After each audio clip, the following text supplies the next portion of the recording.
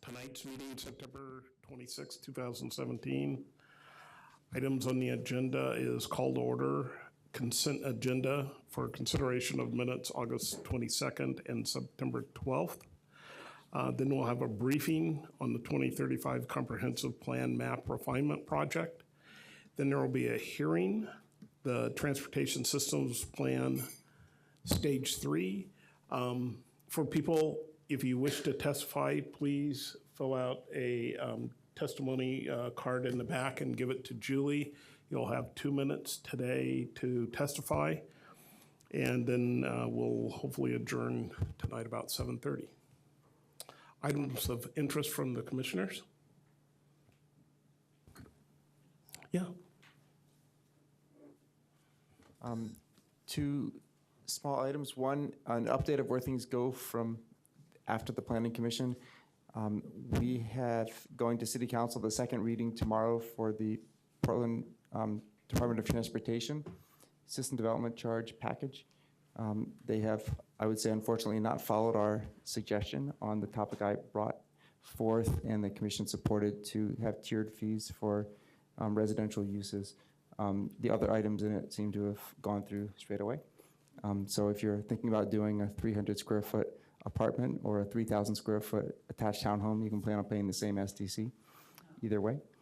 But they did commit to doing some more data analysis so that next time around they can address that situation. On another note, I'm helping to organize a small Build Small, Live Large Summit, November 3rd. Registration is now open. It's at Portland State University, and it will be attended by the people in Portland who have been working on accessory dwelling units. Well, there's about a dozen other people around the country leading efforts all over the place on this, and they'll pretty much all be in Portland. So hopefully some people want to sign up for that. Other items? Joe? 2 items. Update on the residential infill project. We're releasing the discussion draft on Monday, October 2nd, and we'll have 7 weeks of outreach events and to get people's awareness of the discussion draft. This is the code proposal to implement the residential infill project concept report that you all saw last year. And then after that, we're going to take that input and turn it into a proposal that we'll bring to the PSC. And it looks like we're planning on bringing that to the PSC in January 2018. Secondly, OHSU annual luncheon. You should have received an email invitation for the OHSU annual luncheon that's on November 8th. Please RSVP for yourself if you plan to attend. Remember that, as Chris noted, OHSU is a registered lobbying group, so anyone who attends will have a gift report to file at the end of the quarter.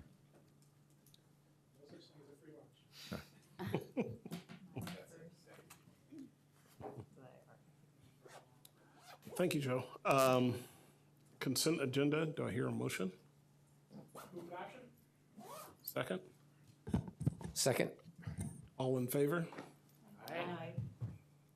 Passes. Now we'll have the 2035 Comprehensive Plan Map Refinement Project, a briefing. And again, there's a hearing following this on the TSP Stage 3. If you wish to testify, please fill out a testimonial card on the back table and give it to Julie. You'll have 2 minutes today.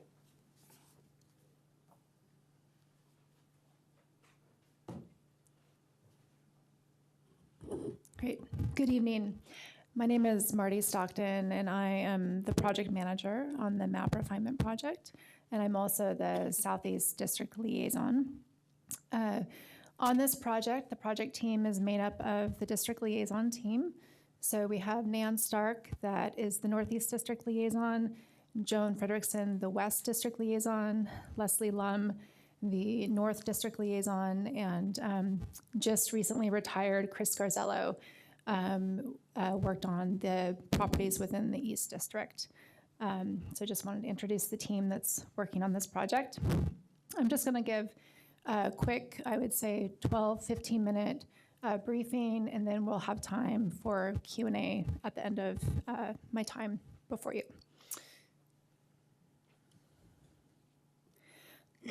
So the map refinement project is a project that is a bit of, a bit of a housekeeping project coming out of the 2035 comprehensive plan. It does have 4 categories, and they are, I would say, pretty limited categories of potential map changes. Thank you. So I would say the scope is a pretty narrow scope. It's not an opportunity for us to completely reopen the comprehensive plan map and zoning map discussions that we have held over the past 3 or 4 years. This is an opportunity to just do some housekeeping. Within the proposed draft that's before you, I just wanted to walk through those pretty narrow categories. The first item is what we're calling Exhibit O, map changes.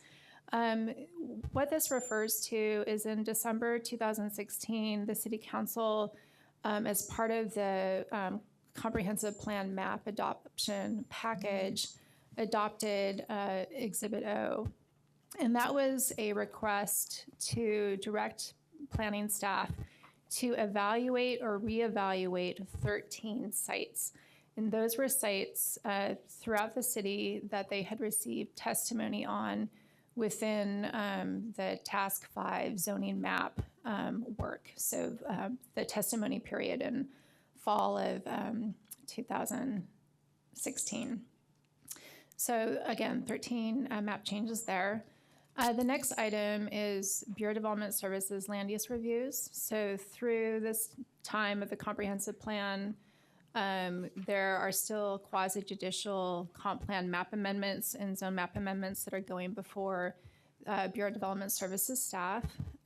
So there was a need to reconcile a few of those quasi-judicial reviews that have gone before Bureau of Development Services. The reason being is that when the comprehensive plan map that was adopted in December 16, when it becomes effective, any of those map changes that kind of happened during this interim time will need to be reconciled with the new 2035 comprehensive plan map. The next item is non-conforming development. There were a number of areas within the comprehensive plan map discussions where we had downzoned either residential areas or commercial mixed-use areas. And we are right now seeing a lot of development happen in a couple of key areas. And so we are going about and proposing map changes where we're seeing development activity so we don't create that non-conforming development.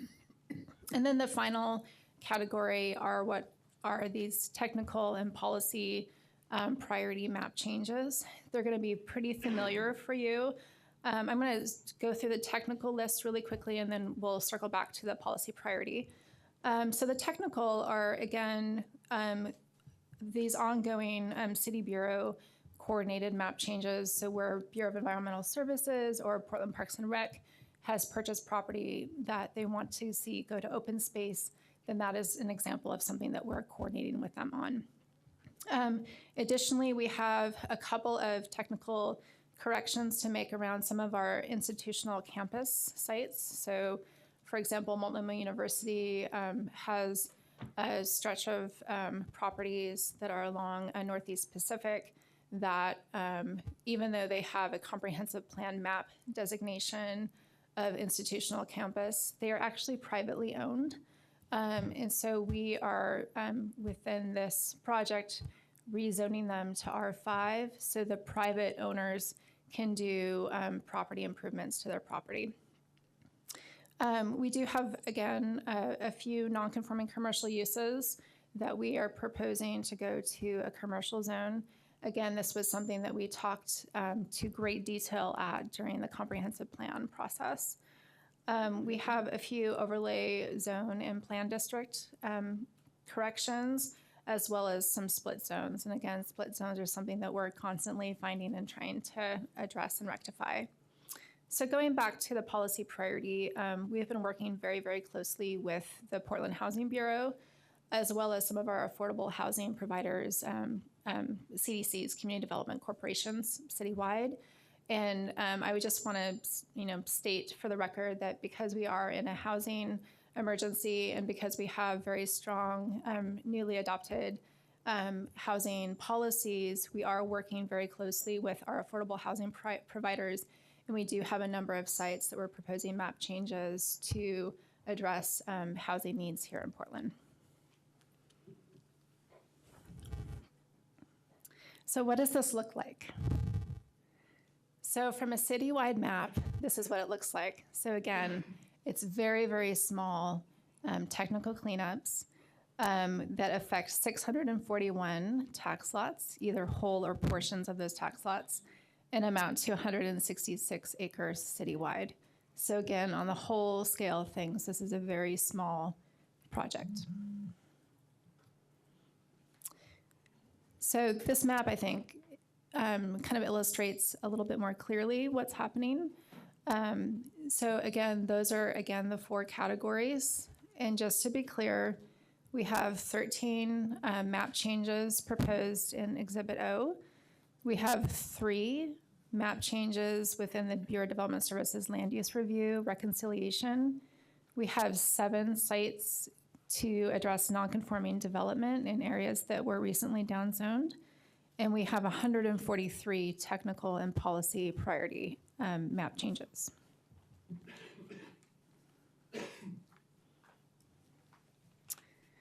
So another note of this, that I wanted to call out is in the 2035 comprehensive plan, we did separate the comprehensive plan map discussion, that was included in task 4. And then the zoning map discussion was separated into task 5 that followed. In this particular legislative project, we are going to be talking about both the comprehensive plan map and zoning map together in one legislative phase. And also, I just, especially for the audience, on the comprehensive plan, the items that we are going to be talking about are the land use designations, as well as the center's boundaries. On the zoning map, there are 4 items: base zones, overlay zones, plan districts, and trails. And that's how we structure the 2 maps.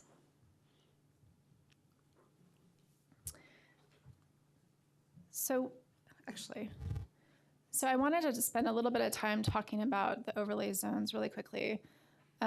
So the potential changes that we are looking at, there's the alternative design density, or the A overlay, the design or D overlay, the B, or the buffer or the B overlay, which I want to talk about a little bit further. And those affect 15 areas citywide.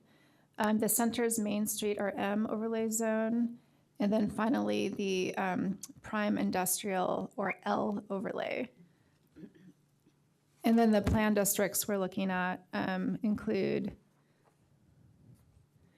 the Gateway Plan District, the Laurelhurst Plan District, and the Sandy Boulevard Plan District. So I think the reason why I'm wanting to spend a little bit more time talking about the buffer overlay is that this was an item of work that we spent some time working on within the mixed use zones project. So the red on the map show you all the areas citywide that we removed the buffer overlay within the commercial mixed use zones. In this project, in conjunction with the code reconciliation project that Barry Manning is leading, we are working on removing the buffer overlay within the employment and the industrial zones. And that is the blue areas on the map. And again, there's about 15 areas citywide. And when the code reconciliation project comes before you, there will be some information that they will want to share about the code changes that they're making, not only removing that particular chapter in the zoning code, but then addressing some setback and landscaping requirements within the base zones, within the employment and industrial zones.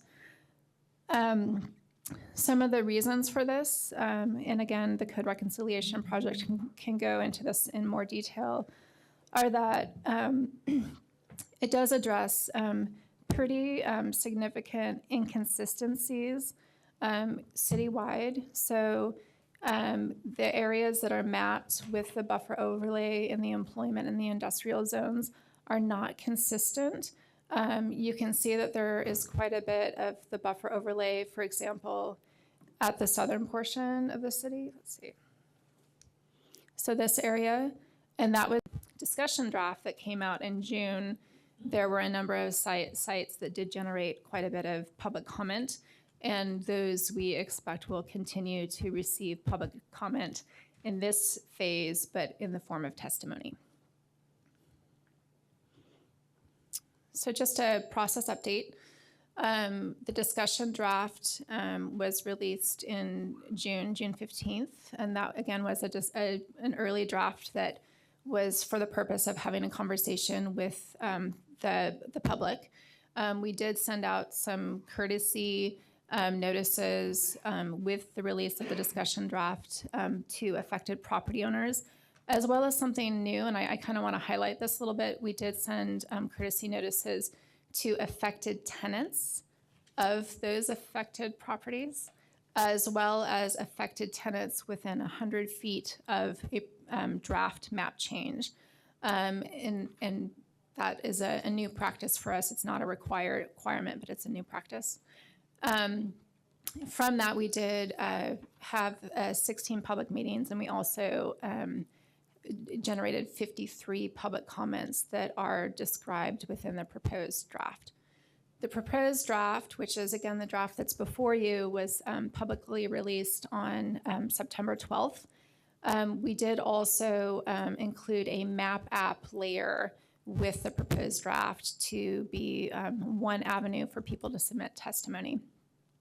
Public notices, so again, the Measure 56 notice, courtesy notice, and our PSC legislative notice were all mailed around September 14th through kind of the 16th, that time frame. We have had about 56 public inquiries. So again, these are phone calls or emails that have been generated from the public notices, and testimony is starting to trickle in right now. And I think you were, a batch of testimony was offered to you this evening, or will be soon. So look for that. And then in conclusion, I will come back before you on October 24th for the public hearing, which I believe we have 1 hour and 30 minutes for that public hearing. Then you could choose to continue the public hearing to the November 14th date, or make a determination whether or not to close the record. And then we will move into work sessions on the map refinement project through the month of November. And with that, I'm going to just see if there's any questions that you may have. Questions? Jeff? Thank you, Marty. That was a really helpful overview.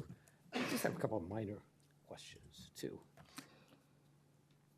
I see a couple instances where you're recommending changing the comp plan map to a more intensive use, but you're not recommending a commensurate zone change. I know this issue came up a couple of times when we went through the process last time. There's sort of varying explanations for why. For example, the first one on your list is on Capitol Highway, and you're recommending taking from a single-family comp plan designation to a multifamily, but you're not recommending a zone change to go with it. I'm not really looking for you to tell me the answer to that now, but I just, when it comes back to us, if you could just sort of walk us through, and you may want to just, if there's an easy response to that one and you know it, I'd be welcome to hear it.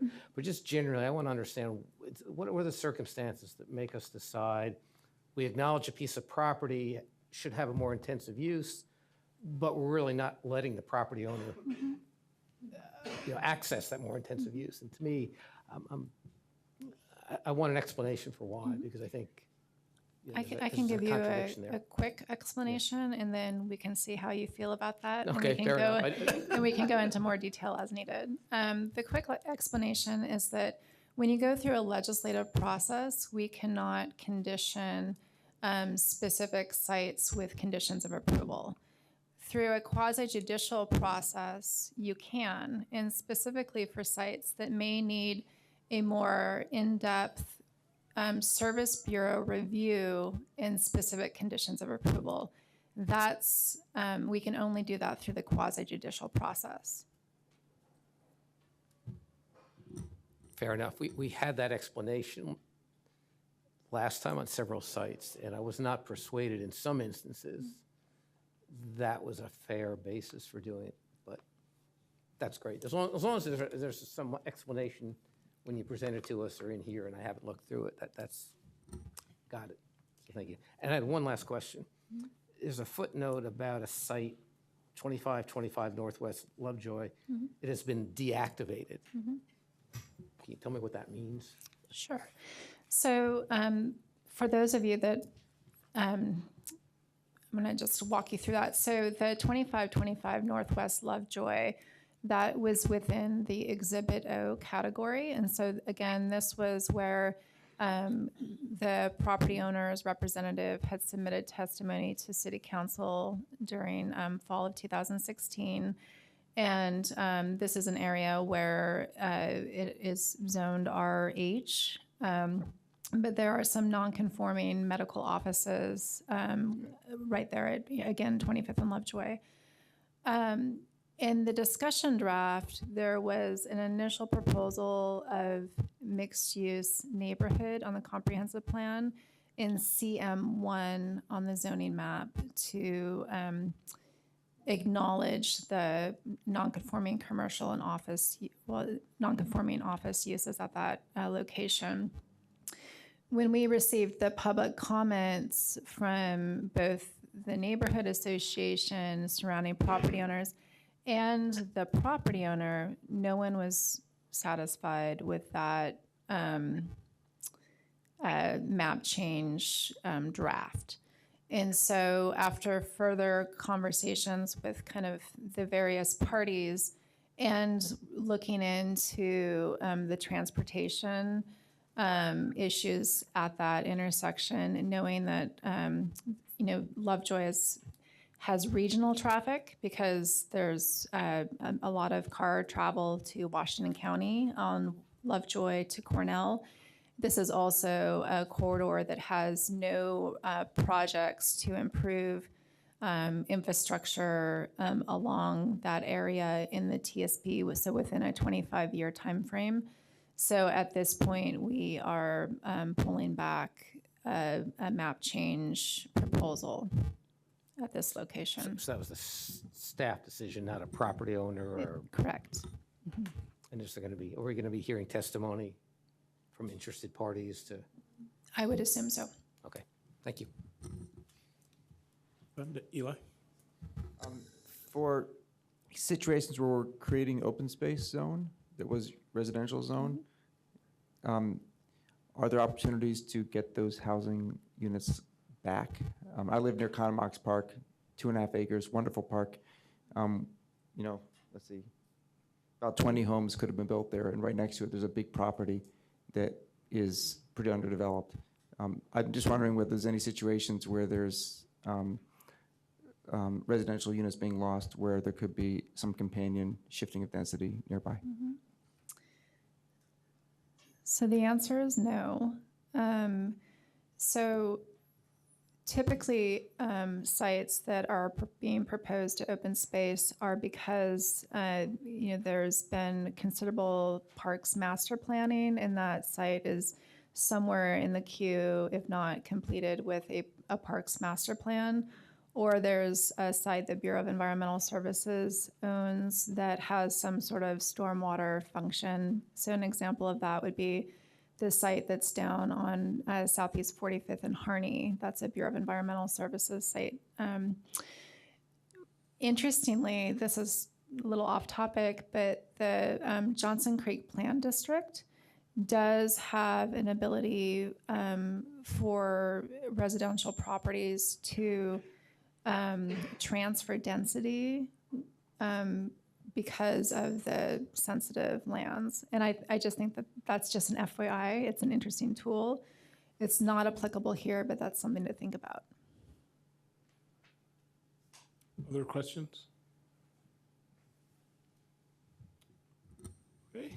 I have a comment, Eli, following up on that. This is just an idea that since I made it up on the spot, it's probably got flaws I haven't come close to thinking of. But if the city owns residential land and they have no intention of selling it, so they're going to put it into open space, would it make sense to consider selling development rights? For example, you're thinking of a park, Eli, that's potentially developable or taken off the market. I mean, it would serve two purposes. Maybe the city makes some money, and two, it maintains the housing density count. Joe, has that got any potential as an idea, or do you see so many flaws it's not even worth talking about? Joe? Oh, you're asking me? Well, I I'm just figured interested you're what Eli a has to say. visionary planner, I had a or call. Eli. I had a call earlier today from someone who is looking at property next door to a Water Bureau site, zoned R2, and said, "Why don't you approach the Water Bureau about purchasing some density that's unlikely to ever get used there?" That's allowed in the multi-dwelling zones. It's not allowed except for the example you provided in the single dwelling zones. So I think that's a concept that makes a lot of sense. I wish that when land was being taken out of developmental use, the city, whatever agency owns it, would be able to sell potentially unused capacity to nearby owners. At this point, it would have to be a phone call to a bureau. Maybe there's a way to make that happen some other way. And just coincidentally had a conversation with the Bureau today who's interested in that kind of idea. So Put it on the list. Okay. Other comments? Yeah. The station in Southwood that never happened.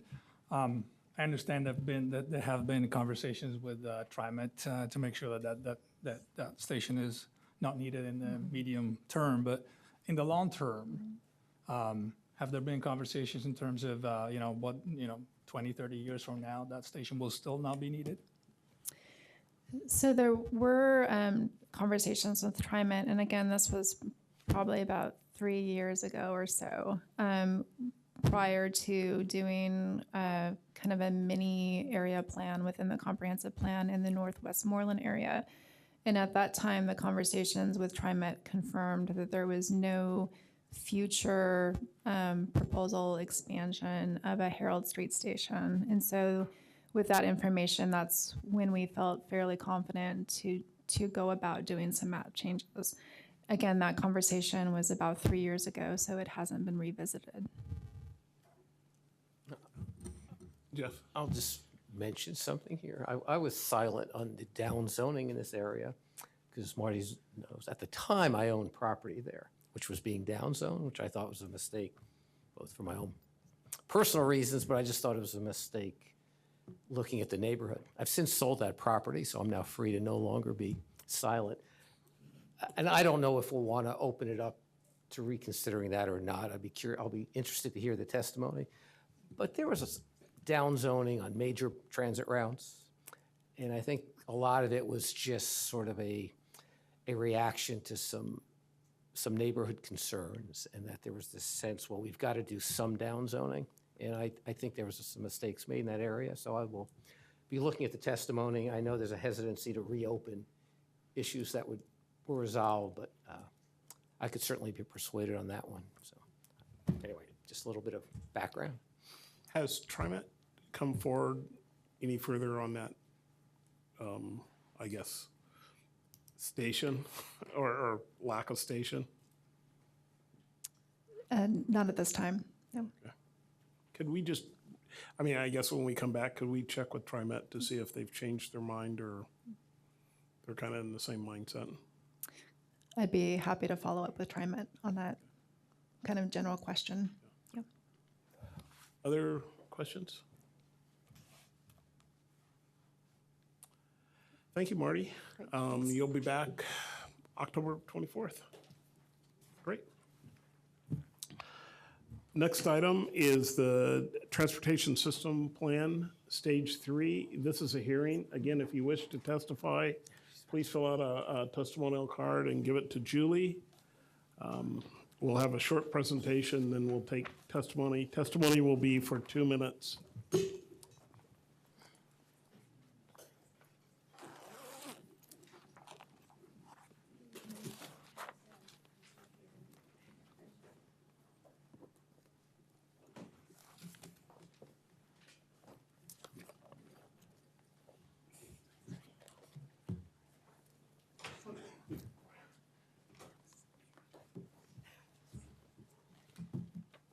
So we're waiting for one more staff member because we were on at 5:45, but I'll go ahead and start and we'll go from there.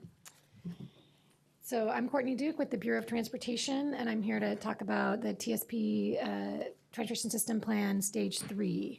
So this is the final stage of our Transportation System Plan update.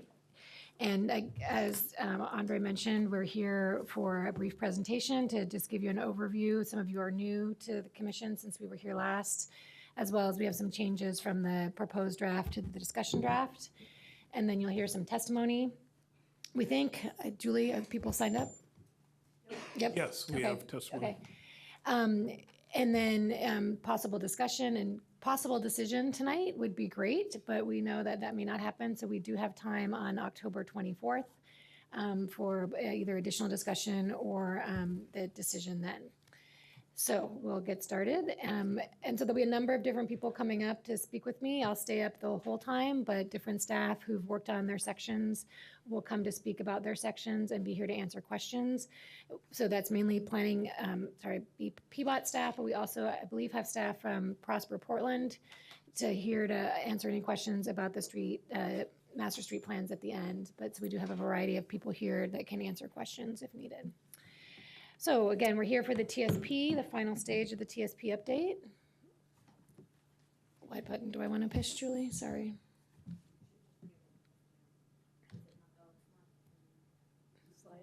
Sorry.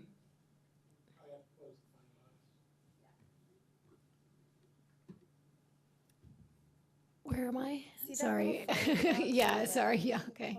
Like, I'm just not ready for that at all. Okay. Sorry. Oh, I see it. Yeah, yeah. Why don't you try it? Sorry. Yeah. I practiced my presentation, not my skill set on the presentation. Okay. There we go. There we go. Okay, thank you. All right, we're ready. My brain was ready for 5:45, not 5:30. So okay. So just a quick again update relationship for the transportation system plan to other policies and plans. I think most of you have seen this slide before, and we have it in a number of our documents. But we just wanted to remind everyone that components of the transportation system plan stem from statewide planning goals, and then the transportation planning rule gave us additional direction and things that we need to meet. And then we also have the regional transportation plan from Metro. The first two stages, and we'll get to some more details about that in a minute, were a part of the city's comprehensive plan and as a part of the periodic review process, which were the goals and policies, the project list, and the finance plan. And then we also did some work in stage 2, which we'll talk about in a second. Now we're in stage 3, and really sort of doing the blue part, sort of everything else, the modal plans, refinement plans, street classifications, master street plans, and objectives. Again, we did some of that also in stage 2. And then to just sort of highlight that we do have a number of other plans and processes that feed up and down in the Bureau, including the bike plan, the PED master plan, which is being updated right now as part of PED PDX. So if you've been aware of that, the freight master plan is our most recent plan after the bike plan.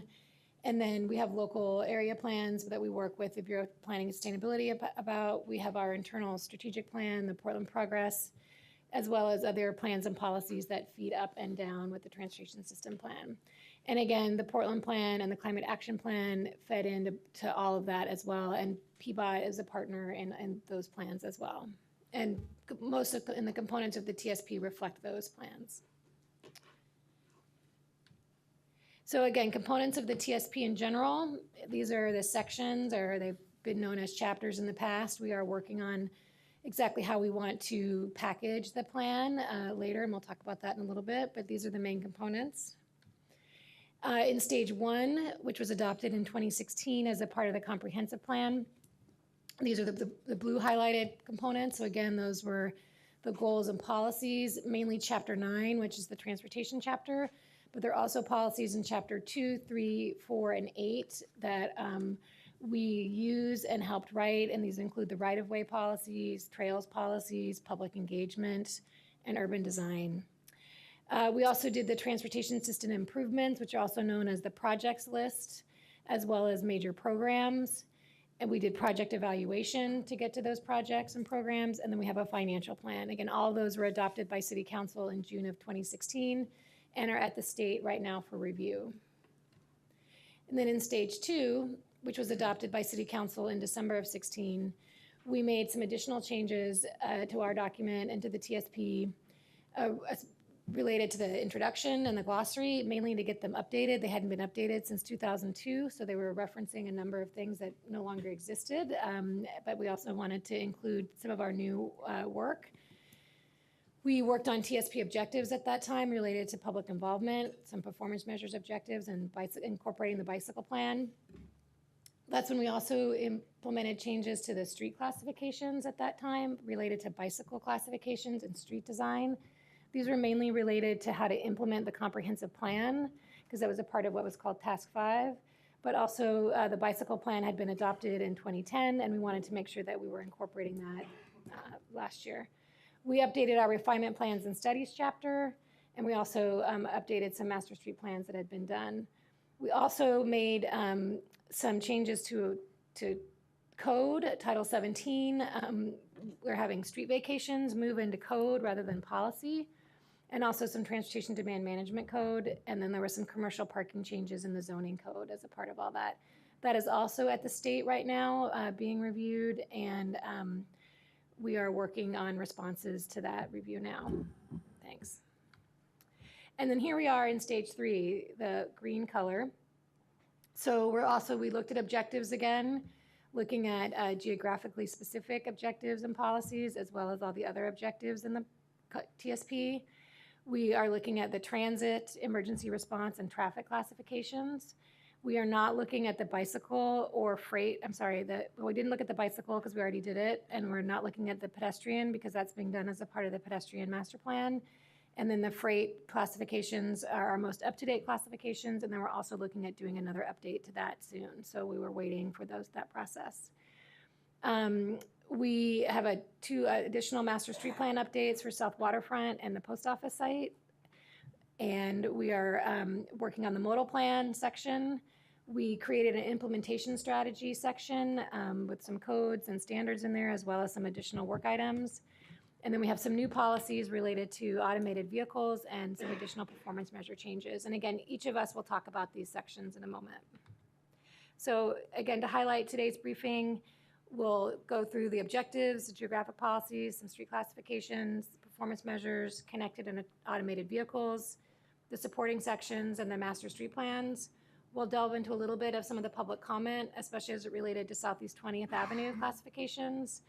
We have a decision matrix that we put together, and as well as some discussion items for you to look at, what actions we want you to take today, and then the next steps. So that's what we're going to do today. So I'm going to talk about the objectives. As we talked about at our briefing in June, we had made a proposal to elevate some objectives to sub-policies, delete some objectives, and then in the midst of our work in the last few months, we also decided to create the implementation strategy section and move some of those objectives into that implementation strategy chapter. So as this slide indicates, this is just the work that we did to get there, working internally and with partners about objectives that were out of date or redundant. A majority of the goals and policies in the comprehensive plan were fed by the objectives. So in 2014 and 2015, when we were writing those goals and policies, we looked at all the objectives that were both in the TSP and in the old comprehensive plan to see what should be elevated up to those goals and policies. So a majority of them we felt were incorporated into those goals and policies. We also wanted to be in compliance with the comprehensive plan and the central city plan, which do not have objectives. They stayed at the goal and policy level. And state law doesn't require us to have objectives. They require us to have goals and policies. And then again, a lot of them having been in for a long time really became sort of best practices or operational rather than policy. Again, we wanted to capture those still, and so a lot of them are still in our implementation strategy chapter. And if they're not reflected there, let us know. And then we did still have some objectives elevated into sub-policies. There were some that either we felt were required to keep, but others that we just felt that we still needed some additional direction and elevated those to sub-policies. The comprehensive plan did have some sub-policies, and so our work with the Bureau of Planning Sustainability staff led us to that structure, and so that's what we're looking at right now. So that's where we are on the objectives.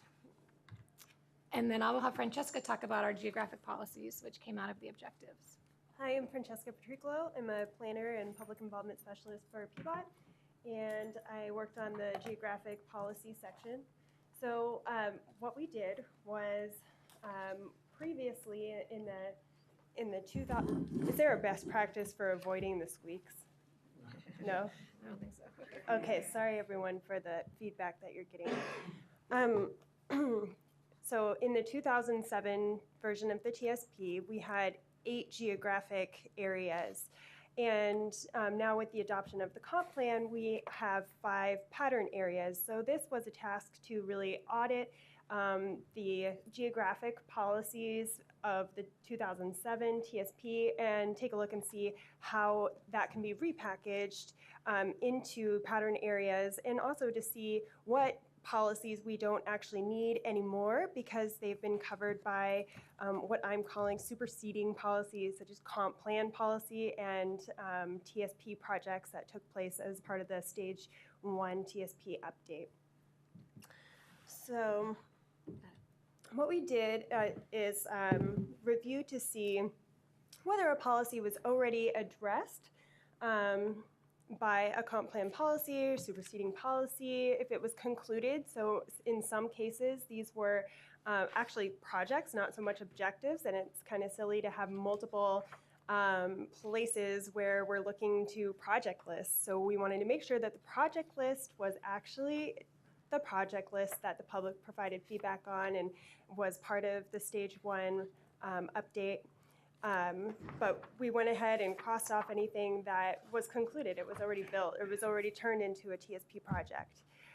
Also, some things were not geographically constrained, as I call it. So these were things that maybe applied to multiple pattern areas or multiple geographies, and therefore didn't really belong in this geographic policies section. How could we elevate those or move those to where they better belong in the document?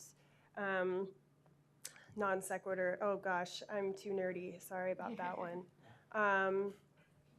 But that is, they're not really objectives, and so they were taken care of in the other ways that I just outlined.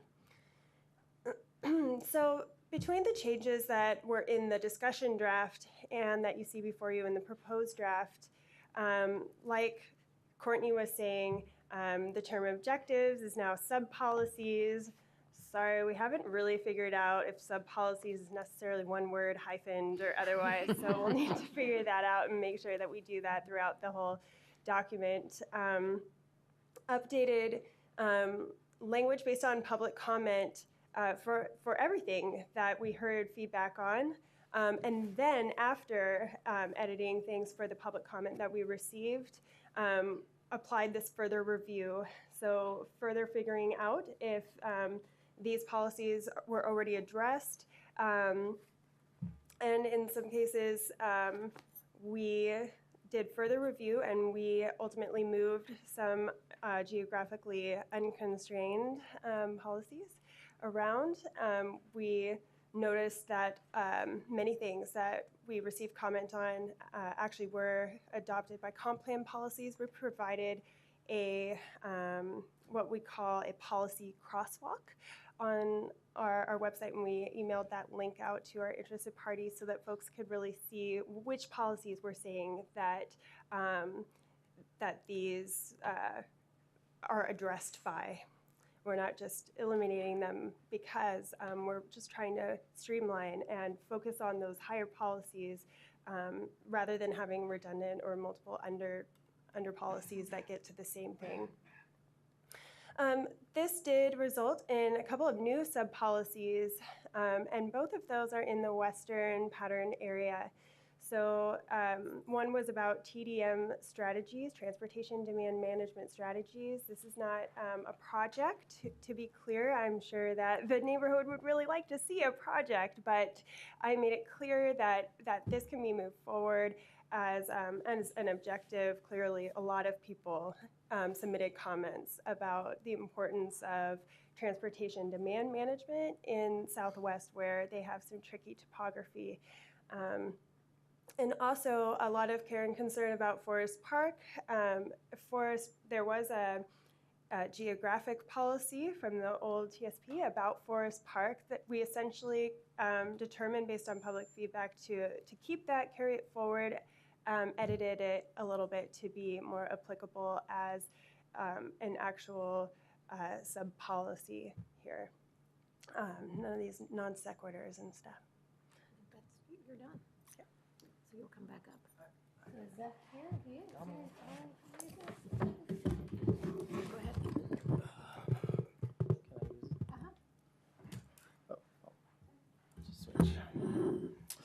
Hello, Commissioners. I'm Zeph Wagner. I'm a planner at PBOT, mostly working on the street classifications. This section will be kind of review of the last time we did the update, and then later I'll be talking about 20th Avenue. But just to review, again, we updated the bicycle and street design classifications in the last stage that was already adopted. This stage 3, we're updating the traffic, transit, and emergency response, and then pedestrian and freight classifications will be updated as part of future modal plans. The main goal for traffic was to update a lot of the language around neighborhood collectors especially, but really all the classifications. We added a safety item, and they're a little bit different for each classification, but they all amount to safety being the highest priority on these streets, and identifying safety countermeasures. For neighborhood collectors, I'm showing an example here of how we phrased it for that. We emphasized slow operating speeds, and then making it clear that traffic calming can be used on neighborhood collectors, because that wasn't as clear in the 2007 TSP, and there were some concerns about that, that even though they're not local streets, they're mainly meant to serve neighborhood level traffic, and so should be eligible for traffic calming. And there's a note there about the function of it to sort of further cement that idea. And the maps, we updated the maps and sort of accounted for some streets that have been functioning as neighborhood collectors, but were classified as local and vice versa, and changed some of the major city traffic streets to district collectors, just to provide more balance in the network. For transit, this got an extensive update based on the service enhancement plans that TriMet recently completed. So essentially, mostly updates were to make sure that major transit priority streets gave a clear indication of where either TriMet or PBOT or both want to see frequent service in the future.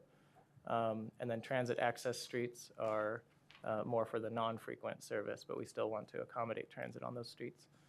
And we also updated the language, the descriptions, to emphasize access to transit, providing crossings, enhanced crossings at all transit stops, not just some of them, and emphasizing transit priority improvements, which you've been hearing a lot about, that we're working a lot on, especially on those major transit streets to get transit moving faster.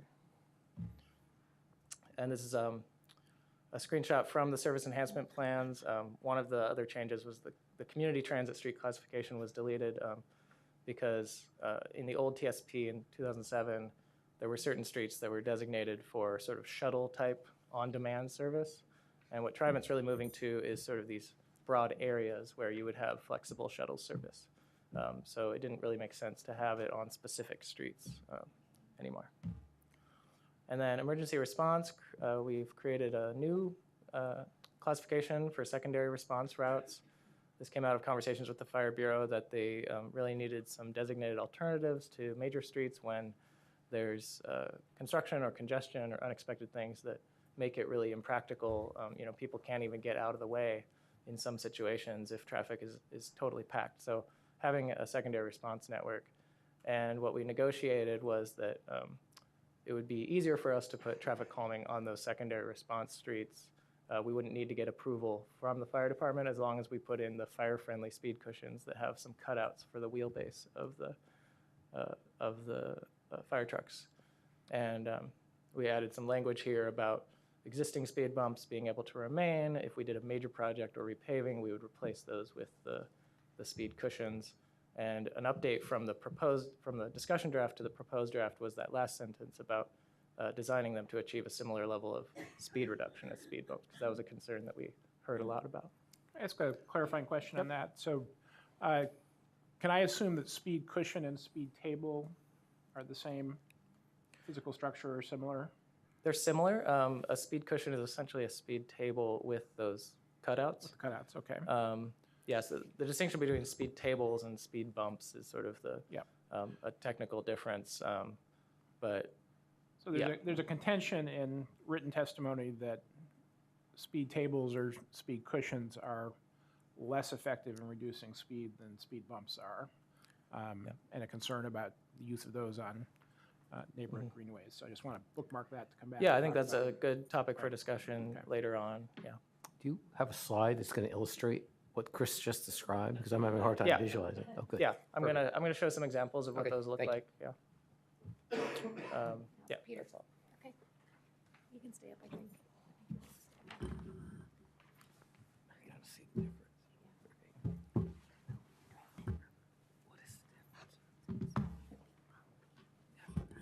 Hello, Commissioners. Peter Hurley from the Bureau of Transportation. I'm going to be talking about two topics, performance measures and automated vehicles. So the first, there are some changes from the discussion draft that we are proposing. Several of them deal with mode share and two of them deal with level of service. So the first three are specific to commute mode share. And the more significant ones are, first, we are proposing to maintain the 25% bicycle mode share, commute mode share, that was in the adopted comprehensive plan and transportation system plan from last year, from 2016. So that would stay the same. That is a change from the discussion draft, but it is consistent with the TSP that was adopted in 2016. We're also responding to a request from the Planning and Sustainability Commission from last year, where you asked us to incorporate a work-at-home target into the commute mode share component, and we're recommending a 10% work-at-home target. Currently, according to American Community Survey, we're at about 7%, and I'll show you a table that summarizes all of these in just a moment. The third component then is to explicitly indicate that we would have a single occupant vehicle target. In the past, it's been implicit. We've had a 70% non-SOV target. In this case, we're actually adding it in so that when you add the numbers, they add up to 100%. So just a little clarification there. The other two components are to emphasize the importance of a 70% non-SOV mode share as opposed to the individual modes themselves. The real prize from our perspective is to achieve the overall non-SOV mode share, because the system will operate more efficiently, will reduce greenhouse gas emissions, we will reduce congestion, and have greater access for people throughout the city to a range of transportation options. So that's something that we want to emphasize. And finally, we are revising the level of service policy to clarify the intent is to prioritize using level of service to increase safety and to develop multimodal alternatives to level of service for development review. So the chart that I mentioned, the chart here shows first in the left-hand column the various modes with two additions, an SOV, single occupant vehicle row, and a work-at-home row. The first column with numbers in it, the second column on the slide, shows what was adopted in stage 2 by City Council last year. The next row shows an option that we are not recommending, whereas if you wanted to add work at home so that all the actual travel modes plus work at home added to 100%, you could do so. And then the third column with numbers in it, the one that has orange numbers in it, is what we are recommending, which adds to 100% for the travel modes. And then work at home would be what I'm calling below the line. It's calculated outside of the 100%. So I'll walk you through those. The walk mode share would not change. It would stay at, the target would not change. It would stay at 7.5%, same as what was adopted by council and what you saw last year. Neither would the bicycle nor the transit mode share targets change. We are recommending an increase in carpool, and some people might say, well, why are you doing that? Because carpool has been either flat or slightly decreasing according to the American Community Survey over the last few years. One of our policies is to, which I'll be talking about momentarily, is to anticipate the arrival of automated vehicles and the expansion of transportation network companies, various types of ride-sharing services. We're already seeing an increase in TNCs, and the way that those are counted is as carpools. So in part because of the policies where we're definitely recommending multiple passenger shared vehicles as a priority for the use of motor vehicles, we want to see that number increase, particularly for multiple passenger trips. And then the next row, we're indicating that our single occupant vehicle or potentially zero occupant vehicle target would be 30% or less trips. That complements the 70% non-SUV target that we've had for quite some time. The work at home, and if you want to include it in the 100%, you can, but it forces an artificially low number in the other categories if you hold walk, bike, and transit constant, which we've received public comments in support of maintaining 25% transit mode share, 25% bike mode share, and at least 7.5% walk. So if you hold those constant, you don't have too much play, which is why we're recommending the third component.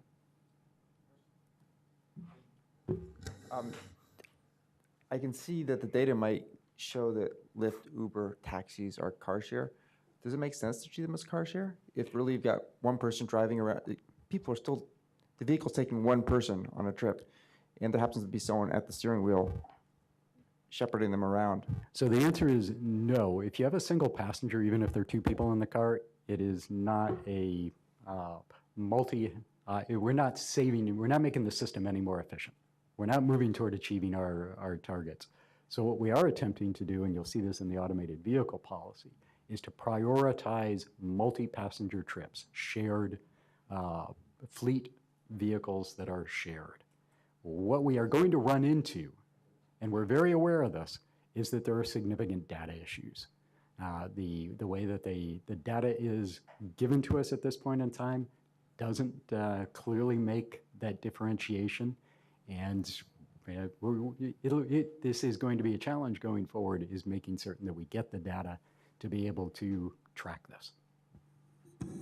So in San Francisco, which is the only place I've used Lyft, you can share your Lyft with other people. So it's not always just the one person. Correct. And we want to promote more of those types of Lyft Line, Uber Pool, other service providers that would provide shared multi-passenger trips. And in fact, the policy, the automated vehicle policy, identifies specific tools to prioritize those types of trips. It's a very good example. Any other questions on this one? Okay. So the other two refinements, no major changes here, but refinements are in the language around level of service. And specifically what we're recommending here is the addition of the word multimodal before alternatives to clarify that our intent is to use to develop multimodal alternatives to the traditional level of service measure.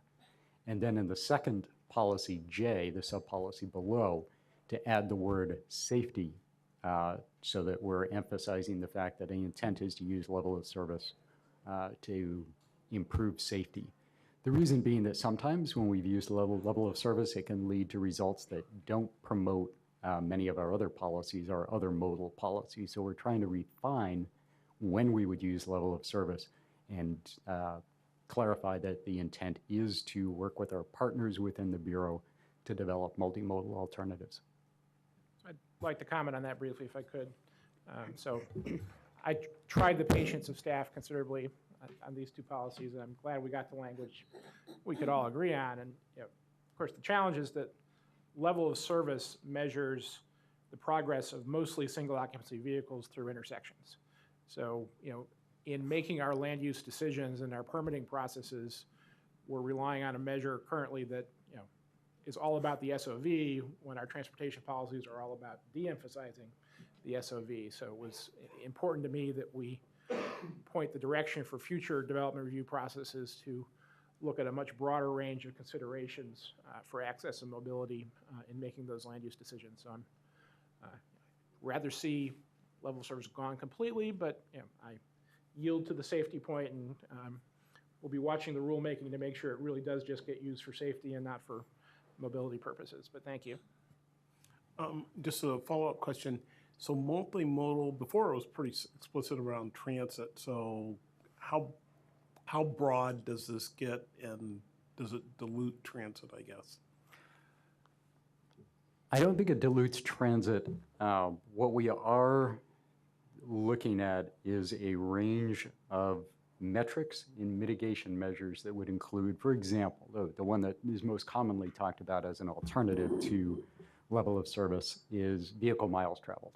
The state of California has said in certain urban areas, in many urban areas, that they will no longer be able to use level of service as a primary review metric. They'll need to use vehicle miles traveled, and they're going through some growing pains in figuring out how to do that, but are moving forward on it. Vehicle miles traveled is applicable to all of the modes. Transit obviously can play a significant role in reducing VMT, as can walking and bicycling, and perhaps even if you have enough people in the vehicle, a multi-passenger ride share of one type or another. Again, the focus is on trying to achieve our 70% non-SOV target, and transit will undoubtedly, and you'll see in some of the other slides where we're prioritizing transit in certain areas, undoubtedly play a critical role in achieving that. Okay, thanks. But another potential metric could be system completeness, right? So Correct. you could, Yes. in a land use review, you could bring up the fact that the sidewalk network nearby is not complete and cause that to be addressed, right? Yeah, I would be surprised if you don't see something, if we don't come back with something around system completeness. We have worked with the Bureau of Planning and Sustainability and the Bureau of Transportation have collaborated in the past to evaluate the use of system completeness, meaning where are there gaps in the pedestrian system and crosswalks and the bicycle system and access to transit, and identifying improvements that need to be made there as well. So we need to go through it gets very complex. Fortunately, we do have a process in place to move forward and evaluate the various metrics. Okay, so moving on to connected and automated vehicles. So this would be a new policy. There are not substantive changes from the discussion draft. We tweaked a few words in a few places to clarify the intent around the type of data that we would ask for example. But just to summarize what's in here, we do see that there are both opportunities and challenges that could result from automated vehicles. I mentioned earlier the possibility of zero occupant trips, not exactly leading toward that 70% non-SOV, non-ZOV goal that we have. So we want to make certain that as automated vehicles begin to operate within the city of Portland, that those vehicles advance the goals that were adopted by City Council, that you recommended to City Council and that were adopted by Council last year.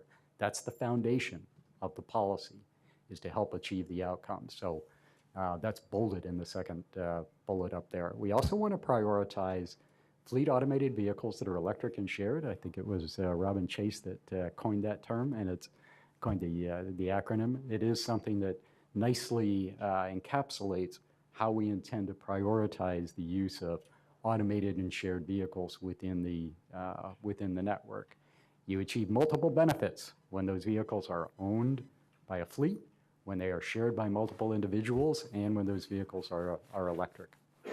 We also we lay out in the policy a range of tools that could be used, from the way we design our streets to the way that we price the system. There are opportunities to introduce rational pricing with these types of vehicles. And from the discussion to the proposal draft, we have changed the structure so that it's clearer that there are priorities and outcomes in the first part of the policy, and then tools in the second part, tools like street design, for example. And then something that you saw last year that we are proposing to change is the people moving strategy. It's policy 9.6. The first three elements, walking, bicycling, and transit in the people moving strategy, we are proposing no changes. However, we are proposing changes in the bottom three, the ones that deal primarily with motor vehicles other than transit. On the left is the current policy. On the right is the new policy, where we are recommending a prioritization of fleet automated vehicles that are electric and shared. Those are the ones that are going to provide the greatest health benefits, the greatest efficiency benefits for the system, the greatest climate benefits, the greatest equity benefits. Following that would be other shared vehicles, and then no and low occupancy vehicles. So this would be a change to the people moving strategy. If I could call out a point in, again, written testimony that we've received. We talk about zero occupancy vehicles. And we think about those as a bad thing, right? We have something consuming roadway space without carrying any people. There was a call out in testimony that, well, what about automated freight? And the drone carrier model is one where an automated vehicle drives down your street, a drone pops off and drops a package on your porch. No driver involved. That's a zero occupancy vehicle. So I just want to clarify, this is the people moving strategy, not the goods movement strategy, and we might employ very different policies for zero occupancy goods movement vehicles, right? That's an important distinction, and thank you for making that. This is the people moving strategy. We, as part of the discussion that we had last year with the Freight Committee, the Bicycle Advisory Committee, and the Pedestrian Advisory Committee, made a clear distinction between the people moving strategy and the freight strategy. There is, within the proposal that you have in front of you, the proposed policy, there is a reference to freight, which essentially says we are interested in exploring what automated freight might look like. So it's distinct from this. And there probably are going to be proposals for automated freight. Obviously, we have a company in town that is already exploring that. So that is the end of my presentation on the performance measure and connected and automated vehicle policies. Did you have a question? Yeah, a quick question. We're defining that the vehicles are going to be electric, and I'm just thinking ahead, should we be defining electric, or are we really saying non-fossil fuel? Because it seems to me that electric may be the technology today, but I don't know what the technology is 20 years from now. That drives, I just don't know. And so if we define electric, does it not drive some policies that may hinder us down the road? I think you raise an important point, because what we've attempted to do with the policy is to focus on outcomes rather than technologies. And it may be entirely appropriate to asterisk somewhere that the intent is to have zero emission, zero direct emission vehicles, because there may be hydrogen fuel cells that take a huge leap forward. At this point in time, it's obviously electric, but as we know, technology is changing, so I think it might be entirely appropriate to make that reference, to put a reference in there somewhere. And we also, the city adopted an electric vehicle strategy at City Council last October. So we were responding to that as well. So that's currently the city's adopted policy and strategy is related to electric vehicle, and there's about 50 action items related to that. There's discussion. We have a PBOT, BPS working group about how to implement that strategy. And that same conversation has come up. But again, currently the language is electric vehicle, and that's what the city adopted. So anyway, we'll keep what you had in mind, but that's also one reason we kept it that way. I'm not against electric Right, no, vehicles. agreed. No, I know, I'm yeah, yeah, just yeah. I'm sorry. trying to see if we could expand the opportunity Right. outside of electric vehicles, and maybe it's and something else. Okay. Okay, can you push Other that questions? for Peter? We still have a little bit more, we're almost done. So I just wanted to talk about a couple other supporting sections that are in the document that you may have, I'm sure that you've memorized.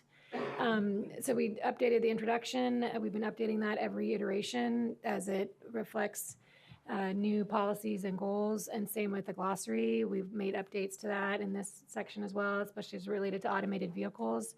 And then as new as a part of the proposed draft, we, as we mentioned, we created an implementation strategy section where we wanted to put some of the ideas from some of the objectives that we still felt were important but didn't fit in other places. Some of these are work items that could be possible studies.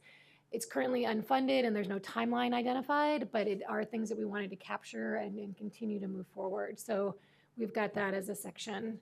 And Zeph is now going to talk about the street plans and then some public involvement items, and then I think we'll be open for testimony. Steve is actually going to talk about the Oh, sure. South Water. Good evening, Commissioner. Steve Sigathy, Capital Project Manager at PBOT. We shared with you last time some proposed changes to the South Waterfront Street Plan, which defines the location and typologies of streets in that district. We had some very minor changes to that proposal that were part of your packet this evening. The most significant of which is, do we have a pointer here? So the two most important changes that we made compared to the last version that you saw is that this trail along the Bond Avenue alignment has been removed for the feasibility of redevelopment on that site, and it still meets the block standards of South Waterfront. The other major change, and this map is actually an old map. I think what was included in your documents is up to date, is that the streetcar northbound, previously we showed moving through what is called Block 5, which is currently home to the 3030 building. We're now showing two possible options, one here and one immediately north of the aerial tram. This provides some flexibility as redevelopment of the Zidell site proceeds in where the streetcar would go. And the other changes that are listed in your documents are fairly much simpler, including things like adding back the previously proposed pedestrian crossings across I-5, and that was a result of feedback from South Portland Neighborhood Association of really wanting to preserve the possibility of having additional connections across the freeway to connect the two parts of South Portland. Any questions on the South Waterfront street plan changes?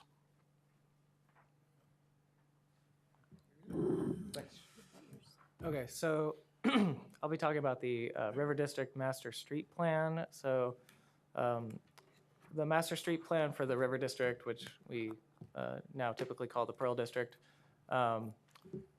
was established in the 2007 TSP. Well, I think before that, but in the 2007 TSP, it showed roughly what you're seeing here for the post office site, which is this whole area here between the Broadway and Lovejoy viaducts and 9th and Hoyt. It was showing full streets extending basically the existing grid with the North Park blocks all the way through the site, going all the way up to the Lovejoy Viaduct. So it'd be quite a bit of space devoted to public right-of-way. When Prosper Portland was looking at the post office site to see if the city should purchase the site, They developed the Broadway Corridor Framework Plan to inform that discussion in 2015 and worked really closely with PBOT to relook at that street plan. And I think what we found was that one issue with extending the grid completely was that it didn't leave very large building footprints, so to really limit the development potential on that site. There was desire to extend some of the park feeling, up into the site, but not just have it dead end at a viaduct structure. And also, some of those streets wouldn't have a lot of use because, again, they would run up right against the structure. And so we worked with them on an alternative that would provide more flexibility on the site for the development potential, but still allow connectivity. And so basically what you're seeing here, what we landed on and was included in the framework plan that was adopted by City Council in fall 2015 is full streets serving all modes on Park Avenue, extending from Hoyt 2 blocks up to Johnson, and then extending Johnson all the way through the site. And those would be, designed to accommodate not as major traffic streets, but just basically for circulation and accessing the site itself. Johnson would be designed to accommodate the Johnson Neighborhood Greenway. It might transition to bike lanes through the site. It hasn't been designed to that level of detail, but they're supposed to be multimodal streets. And then those dotted lines you see would be pedestrian connections or potentially secondary routes, like for vehicles just to be able to access garages, things like that. And the alignment is uncertain, so that the idea is to provide lots of connectivity through the site, but how that actually happens can be flexible. And that way, as Prosper Portland does a request for proposals, it gives developers a chance to propose something interesting and innovative and give them some options to work with. And then it also includes the Green Loop connection rising up through the site up to the Broadway Bridge. So that's in there. And then we also did just some updates to the street plan to account for what's already been built and some of the future connections across the railroad tracks and hitting Nadeau Parkway. Any questions about that? Yeah. I know Prosper Portland is working on developing a framework or developing a proposal for a master plan for the site next year, and that's where a lot more of the details would be worked out of exactly how these streets might be designed and things like that. But this is just setting the basic network. Jessica? So the discussion draft was open for a good amount of time this time, 64 days. And that was great because it allowed us time to talk to the public about all this wonky stuff and figure out which part of all this stuff do communities care about, and be able to go to different communities and hear from them. So we have this huge interested parties email list, huge for us. It's over 1,800 people. And so we've sent them out lots of invitations for staff to come out, updates about the sections, what is a TSP. Ultimately, we did outreach at 30 events all over the city. From events at Multnomah Art Center, and then to the north to the Kenton Firehouse, to the Rosewood Initiative out at Southeast 162nd and Stark, and Jam Space at 82nd Street. So all over the city talking to folks. And we did receive over 120 comments on the discussion draft, some with multiple signatories. We also provided briefings and consultation to our PBOT advisory committee. So our Bureau and Budget Advisory Committee, and our modal committees, which are the Freight Advisory Committee, Pedestrian, and our Bicycle Advisory Committees. So for the proposed draft, after sending out all our legislative notices and everything, we received over 15 individual comments, and I think it's probably 20 now. Some of those have multiple signatories. For the discussion draft, the things that we heard the most about were that interest in the transportation demand management in the West Hills. That applies to the geographic policies section, as I mentioned. And then we heard a lot about proposed street classifications on Southeast 20th Avenue, and that applies to the street classification section that Zeph is going to cover next. In the proposed draft, so we heard about proposed street classifications on Southeast 20th. We heard comments about the bike mode split, and those are about the two issues here, and we'll get into those. So I was going to interrupt for a second. I wanted to see, so we could either have Zeph go do some details about Southeast 20th that we got comments for, or we could sort of finish up the sort of details of the presentation and have him do that after we've had more testimony and you've maybe heard more about Southeast 20th. I'm just wondering, when we put it together, it made sense to go right after the public comment, but we might have additional comment about this, and I just wonder if it would be better to be at the end. Any thoughts Any on that? preferences? Any preferences? How many people in the audience are planning on testifying about Southeast We only 20th? have 3 that are testifying. One person on 20th? I think we can wait then. We'll just wait. We'll just go ahead. Okay, that's fine. Just wanted to double check. Yeah, this might be valuable just to get some of the context, and we can come back up for questions afterwards. Okay. So you've received lots of testimony on Southeast 20th Avenue classifications, also 21st, actually 20th and 21st near Ladd's Addition. And basically, just to lay out what the proposed draft has in it compared to the 2007 TSP, there's a change on 20th Avenue from Hawthorne to Division, right alongside Ladd's Addition, from local to neighborhood collector. Emergency response is changing from minor to secondary. In the discussion draft, it was going from minor to major. So one of the responses we had to the public testimony being concerned about is we worked with the Fire Bureau, and they agreed that it wasn't critical as a major response route, and so they were comfortable with going down to a secondary. And that basically means that there wouldn't be any danger of the Fire Bureau being able to veto the traffic calming. And then for transit, we're not proposing any change from the 2007 TSP. There was already a transit access street. Some people have raised concerns about the idea of transit on 20th, but we're not proposing any change from what's already in the TSP. So this is a screenshot of the existing TSP from 2007. And what you're seeing is 20th Avenue was designated as a local street, even though it was neighborhood collector north of there, going all the way up into Irvington, crossing I-84. And then there was a neighborhood collector kind of going through the neighborhood on 26th, Harrison, and 30th there on the right. And basically 26th south of Division is clearly a neighborhood collector. It functions that way. North of Hawthorne, 30th functions that way.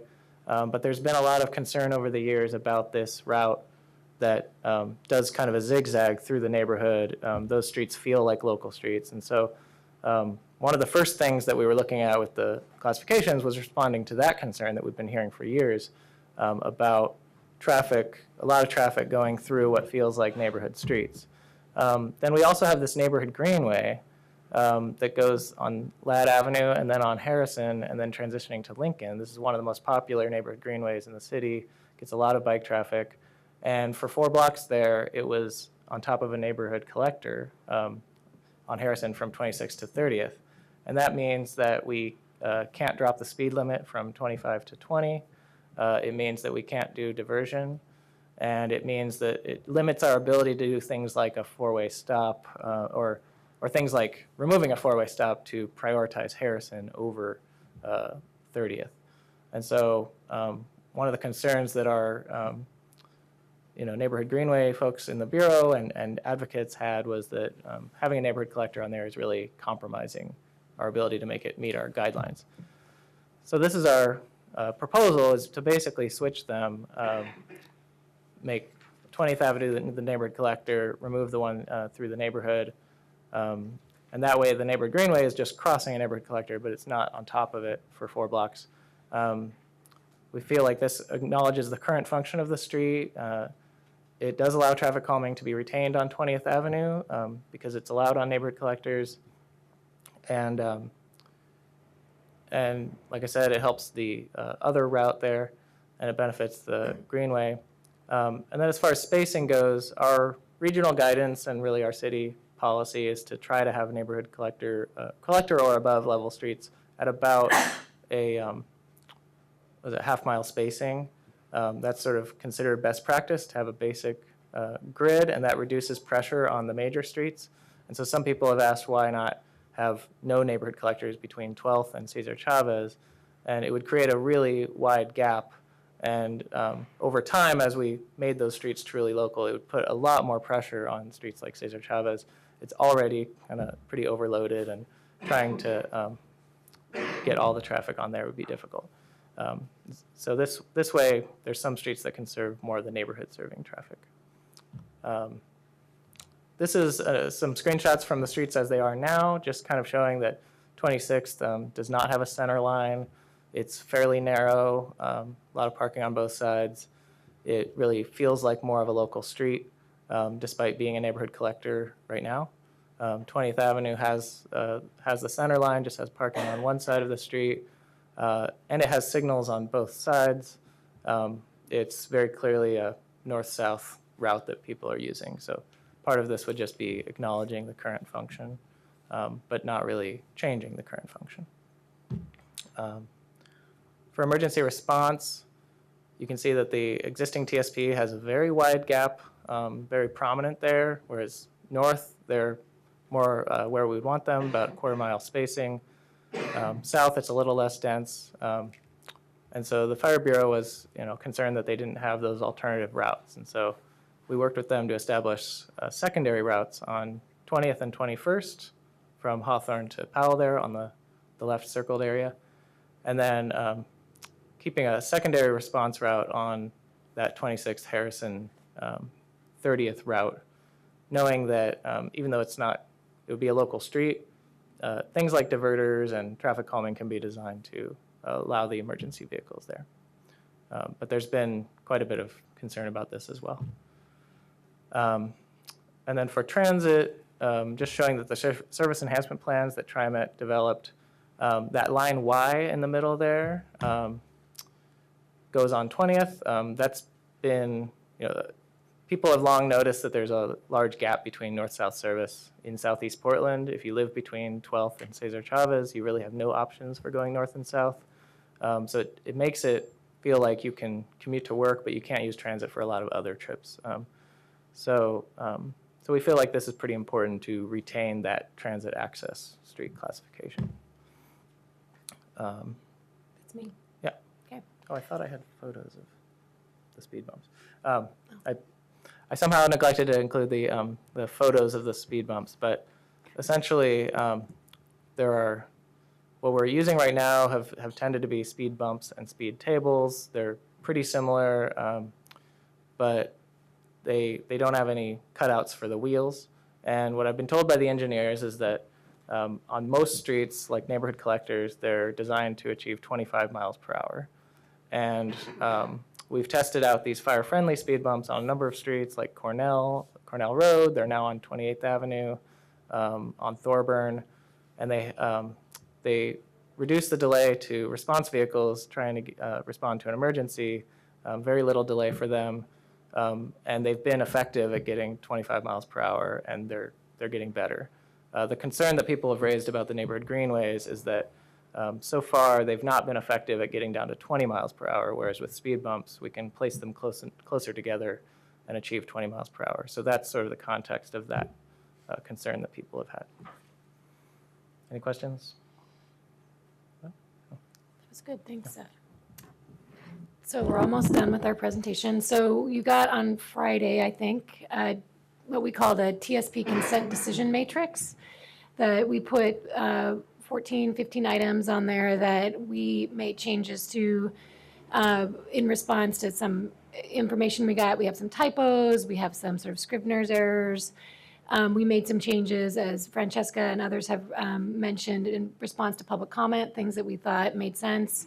Changes in response to PSC comment, as Peter mentioned, with some of the work we did with Commissioner Smith.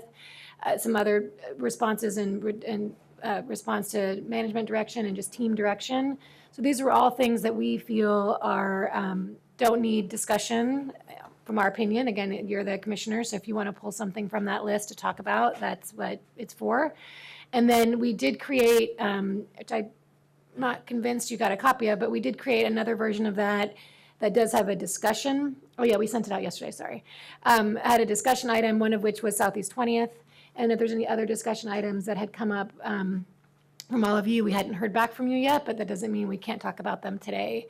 So what I'll say for next, for the actions for today, is we wanted you to take an action on the TSP proposed draft, TSP 3 draft that you have in front of you, an action on the consent decision matrix, also a decision to remove and modify the objectives from TSP 2 other than the classifications. Any amendments that you may have based on testimony or questions or concerns that you have from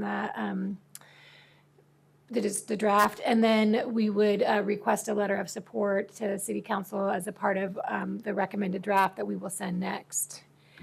So the next steps for this process are, we're here today for the hearing, work session, and possibly decision. We do have October 24th on the calendar if we need to have a work session and decision if needed. We're looking at, depending upon if we meet on the 24th, when we'll be at City Council in November or December. At this point, I haven't updated our slide based on conversation we had yesterday, but that would really be our first reading and hearing at City Council. We would need to have our final vote at City Council after the comprehensive plan is in effect.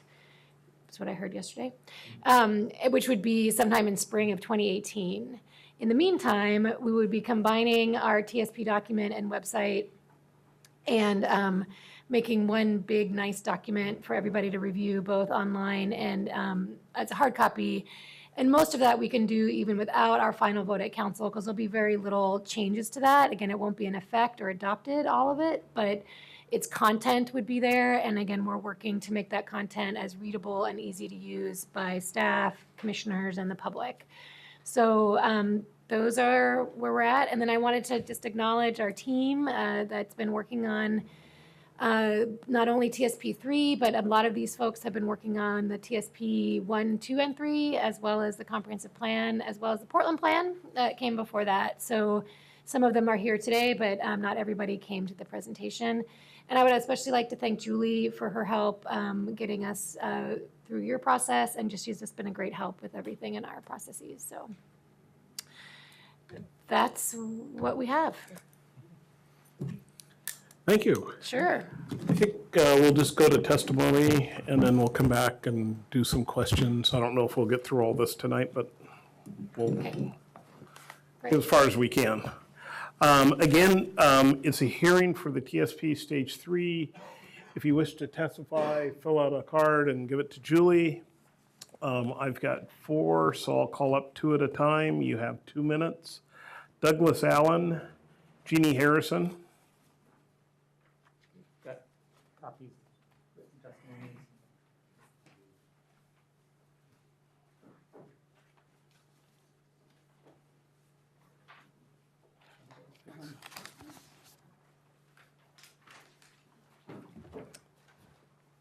Jeannie, you want to start? Yep.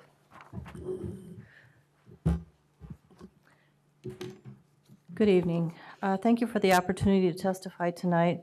I'm speaking on behalf of the Northwest District Transportation Committee. We truly appreciate that staff was willing to attend one of our meetings to discuss the TSP as it affects our neighborhood and district, and that some changes have been made based on that discussion. Our primary concern is the wholesale elimination of the district objectives. The objectives provide an important link between more generalized policies and specific projects. Our committee unanimously approved a motion to retain the still relevant district objectives. We know that some are out of date and should be eliminated. The objectives we consider still relevant and unaddressed are Objective 9.39A that says expand transit service throughout the district, including adding more crosstown service, connecting bus service from the light rail station to the Northwest Industrial Area, and improving service in low-density areas. Staff cites Comp Plan Policy 3.46, but this is very generalized and does not address the specific needs of Northwest, nor does it support TriMet's Service Enhancement Plan. We ask that it be retained as a sub-policy in the inter-neighborhoods pattern area. Second, Objective 9.39D says protect forest parks' natural resources in the design and development of transportation projects in or near the park. PBOT added a sub-policy B under Western neighborhoods, but it does not specifically address the city's firm position against a western bypass, which seems to recur at irregular intervals from other jurisdictions. We believe that a more specific sub-policy statement needs to be made. And thirdly, Objective 9.39E says reinforce the Northwest District main streets by retaining and improving their pedestrian-oriented character and improving access to transit. We feel strongly that because we were turned into a town center against our wishes, it's really important to retain the character of our district, which has a number of main streets that really create the character that makes all those people come to visit us. And we think that's important. So we ask that something similar to that be added to the inter-neighborhoods pattern area. And finally, while we probably don't have any control over what the comprehensive plan has already done by creating pattern areas, we'd like to include a protest that our neighborhood, our one neighborhood, which isn't really very big, is now split apart into 4 different pattern areas, none of which capture its unique character. At the very least, we ask that the sub-policies I've mentioned be included in the appropriate pattern areas as noted above. Thank you. Thank you. Douglas? Yes, my name is Douglas Allen. First, I'll bring up a specific point in case my time runs out. In the discussion draft, I'm referring mostly to the transit street classification and more particularly on the streets on the east side of the Willamette River. That's where my major concern. And in the discussion draft, the recommended stop spacing is every quarter mile for major transit priority streets and every 1/8 to 1/4 mile for transit access streets. However, in the proposed draft, the recommended spacing is 1/4 to 1/2 mile for major transit priority streets and every 1/4 mile for transit access streets. This change is unfortunate and reflects ignorance of the needs of transit riders. Transit experts recommend bus stop spacing of approximately 1/4 mile. TriMet's designing the Division Transit project to have bus stops spaced as far as 1/2 mile apart, and they ran into a real buzzsaw in certain areas of Mid-County where they agreed to add additional stops to close up some of those unfortunately large gaps. I don't believe that TriMet has any evidence for believing that bus stop spacing further than 1/4 mile apart will have a net positive effect on ridership. And the other point I'd like to make is that the transportation system plan should recognize up front that we need a comprehensive grid of frequent service transit lines. And unfortunately, we have a 2-tiered system with so-called frequent service bus routes providing better service to the closer in, more affluent parts of town, while further out the service is inadequate. The city of Portland is unfortunately helping to perpetuate this disparity by having these 2 categories of major transit priority streets and transit access streets. An effective multi-destinational transit system can't support people's trip needs with significant portions of the grid relegated to second-rate service, which the transit access streets do by the differences in policies. Thank you. Thank you. Questions? Sure. I have questions for both of you, but let me start with Gene. I could follow up on your comment about the pattern areas. I guess maybe I haven't paid enough attention, but I thought NWDA was entirely within the inter-neighborhoods pattern area, other than maybe a slice of Central City? No. The Burnside corridor is in the Central City. The western part of our neighborhood, which overlaps with Hillside, is in the western neighborhoods. And the northern part of our neighborhood, which goes all the way up to Nikolai, is in the Rivers pattern area. Okay, fair point, thank you. Doug, let's start with the stop spacing. So I mean, what I've heard is that to maintain headways and trip speed, you don't want to get too close together, right? So is there an optimum point where you're serving passengers but not slowing things down too much? And where is that? Well, I recommend a quarter-mile Quarter mile. spacing. I noticed, for example, that Salem Kaiser recommends a stop spacing of between 0.2 mile and 0.25, which is a quarter-mile spacing. Once you get further apart with your half-mile spacing between major bus routes, you can have up to a quarter of a mile walk to the route. And then if you have a half-mile spacing, you're adding another quarter-mile potential walk. And traditionally, transit planners have felt that a quarter-mile walk is about the edge of where most people are willing to walk to transit.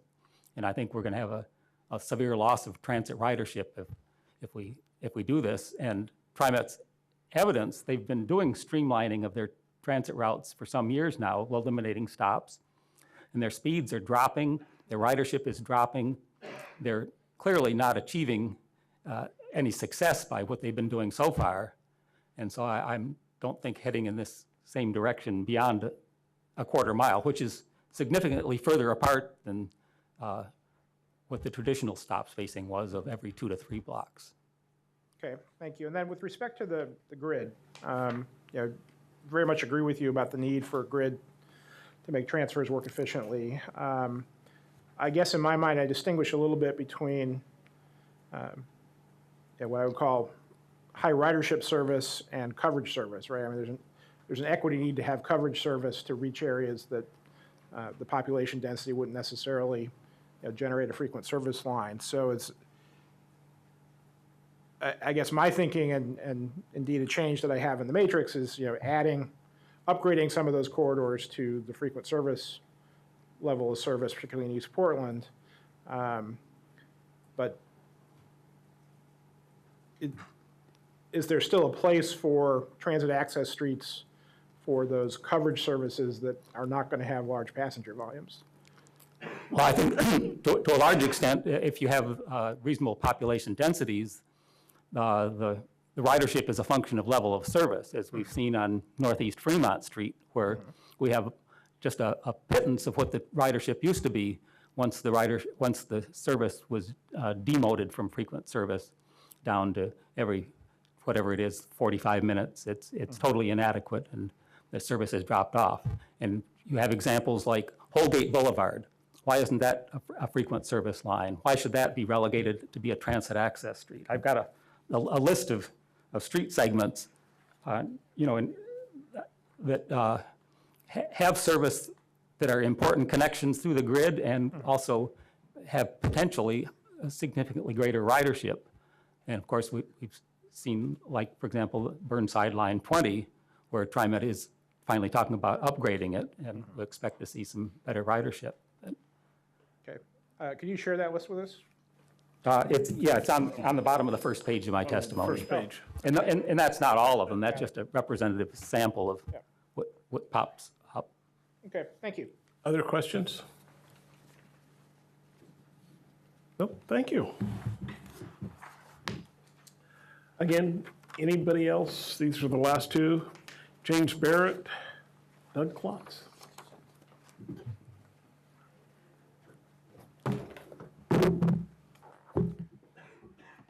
James, you want to get started? Sure. Thank you. Name's Jim Barrett. I am one of the residents of Southeast 20th. I've lived there for 14 years. And I'm not going to repeat the comments. I've submitted them in writing. I just wanted to make a couple of major points. The street is very unsafe, has been since I moved there. It now has speed bumps. That is because of the neighborhood effort with the assistance of Girding Edlin, which put in one of the apartment buildings on the corner, put up the money. We did not get any help from the city. That has helped to some degree. But the first point that I want to make is that this proposed change is not grounded in the TSP's own policies. So for example, it's not the preference of the residents. This is another example. It is not an investment to meet the street's current classification, which is one of the TSP policies. What this comes down to effectively is a trade-off, because there is another interested group of folks that want to benefit of a greenway further east, and as a result of taking away or declassifying that neighborhood collector, they are searching for a replacement, and 20th is it. I would submit to this group that you should be concerned for a long-term TSP plan, letting go of any north-south neighborhood collector and asking the question, why are we declassifying a neighborhood collector at all, if that is a need that we see going into the future. And the second point I want to make, very quick time here, is that looking at this holistically, if you're going to benefit a neighborhood or as a result of which harm another part of the community, or even if you're going to just harm a part of the community because of the greater need, I would ask that the committee consider how that can be mitigated. We do not even have a speed sign on that street. And I'm very concerned about what this classification will do in allowing us options to put in crosswalks, et cetera. Thank you. Thank you. Doug? Hi, my name is Doug Klotz. A couple of things. I want to support, I'm not speaking for that group, but I want to support the testimony of the Portland Bus Lane project. They have a lot of suggestions for language changes. I do want to point out the major transit priority streets, they suggest changing the language from consider exclusive bus lanes to prioritize exclusive bus lanes. I think this is the direction we need to go, especially if we're talking about trying to achieve a 25% transit mode. And toward the end of their letter, in section 7, performance measures, what is congestion doing up there is number 3, above safety and VMT per capita and freight reliability. So move congestion down to the bottom of the list. And now I'll talk about street classifications. Then I agree with adding adding, I think that's in addition to transit access street on 20th. That makes sense for the line Y. I also agree with removing it from 26th, Harrison, and 30th. I don't think that was ever going to be a bus route. I also applaud the removal of Clinton between 21st and 26th, which has been a problem with the Clinton Street Greenway. And apparently it's the only reason it's there, rather than just having the number 10 stay on Division and then turn south on 26th, is concerns about the bus making the turn at 26th and Division. But during some street work and some other reason, the buses had been making that turn. So I think that can be accommodated. And yes, I'm afraid I do disagree with the fellow here to my left, that I do believe that the classification of 20th as a neighborhood collector makes sense, because that really is how it's performing now. And the 26th to Harrison to 30th zigzag doesn't work very well as a neighborhood collector. And it does interfere with the Greenway. I want to cover also the upgrade of Hawthorne from a district collector to a from a neighborhood collector to a district collector. I was one of the people that suggested that, because I was concerned that if it had a lower classification, we would not be able to take advantage of the capacity to build more housing along Hawthorne. I'm not sure that that's the case. Several staff members said, well, really, that's not what we look at. Doug, can you wrap it up? Yeah, okay, sorry. Anyway, so I'll leave it up to you folks. There's advantages and disadvantages to the upgrade of Hawthorne and 50th, Hawthorne east of Chavez to district collector. Thank you. Questions? Sir, I'm sorry, I don't remember your name. Jim. Jim, thank you. So with regard to 20th, I understand your point about shifting from 26th Harrison, sort of the winners and losers argument. I appreciate that. When I was a transportation chair, we tried hard to avoid that kind of winner-loser transfer. We try to make everybody somewhat of a winner. But I'm curious about what attitude, if any, you may have about a future bus route on 20th. Well, I think that that was something that was mentioned by Courtney at the hand meeting and animated a lot of the discussion along the street. I was part of the petition. We got over 55 signatures. We would have gotten a lot more, like in some very unpopular. I think that, you know, what came here today to say is I understand, you know, I appreciate how hard and difficult your folks' job is, and I understand that someone's ox is always going to be gored, right? And these are big picture issues. And what I would just hope, again, to reiterate my last point, is that, you know, if a bus line is going to come in someday, if that's the need, if there really is a need for the neighborhood collector designation right now based on the data, that there be some effort by PBOT to mitigate that. And for example, again, we have no speed sign. There are no safe crosswalks. There are many children on this street. There are also elderly people as transitioning as many of these neighborhoods are, but we have some folks in their 80s who've lived on that street for 50 years. We have many families with young children, many of whom signed that petition. And there's just no feeling that, you know, good for Harrison Greenway for getting the green. I'd love to have a greenway on 20th. Instead, I get their traffic and nothing. And we would not have gotten those speed bumps from the city either, notwithstanding that they put in allowed that apartment building on the corner with no street parking. Everybody knows they were going to park in front of our streets. They have been. We had to generate our own solution. The speed bumps were very expensive, and without Gertie Edlin's help, we would not have been able to afford them. I know what it costs to have other kinds of improvements because of that experience, crosswalks, bump outs, et cetera, extraordinarily expensive, and the neighborhood would not be able to raise that kind of money on their own.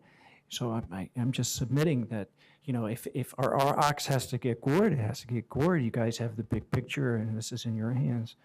But can we mitigate the harm?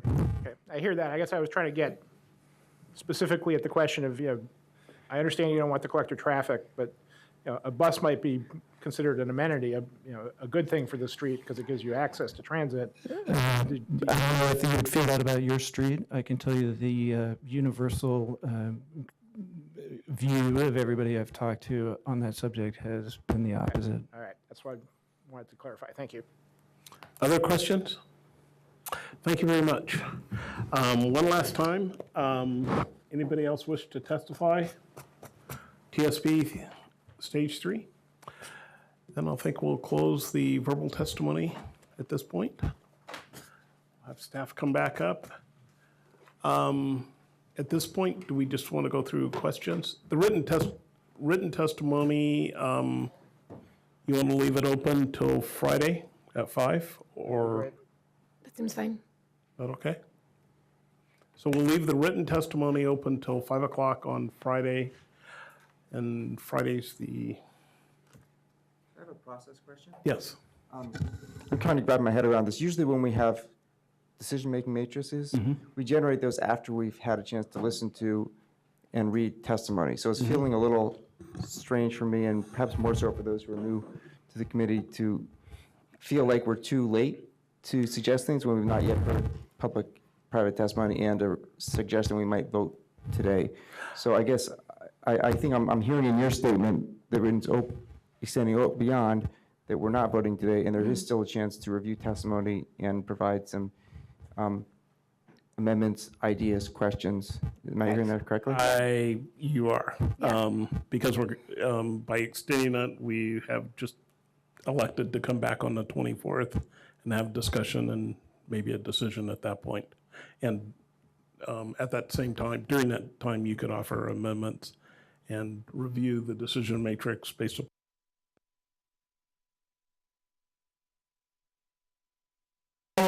Thinking that this was a consent agenda metric, consent decision, that they seem fairly minor to us to just get that started. You can always pull something off to discuss that. And we were just being very optimistic that there would not be any testimony and we'd be able to vote today. So yeah, we were fully expecting, and we talked earlier today about extending the the written testimony, especially having gotten 15, 16 of them today. So yeah, so we're very comfortable with that as well. And we're not in any way trying to push a decision. And again, these that we listed on this matrix, we felt were just consent and wouldn't necessarily need discussion. Again, if you think they do, let us know. We just wanted to get those out there so that they were sort of out of the way, so that if there were other bigger issues or other discussion items, that you had that. So again, we got a lot of the testimony this morning as well and have not had a chance to completely absorb and understand all of it ourselves. So we knew coming in today that we would need to have a decision later. So we're very comfortable with that.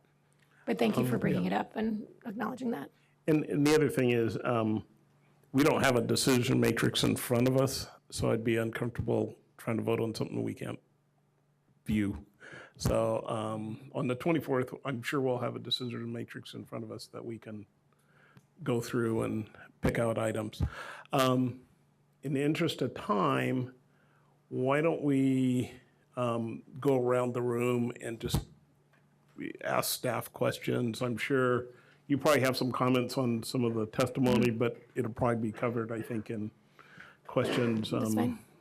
And if not, then at the end we can wrap up. Sounds good. So we'll just start over there. Michelle.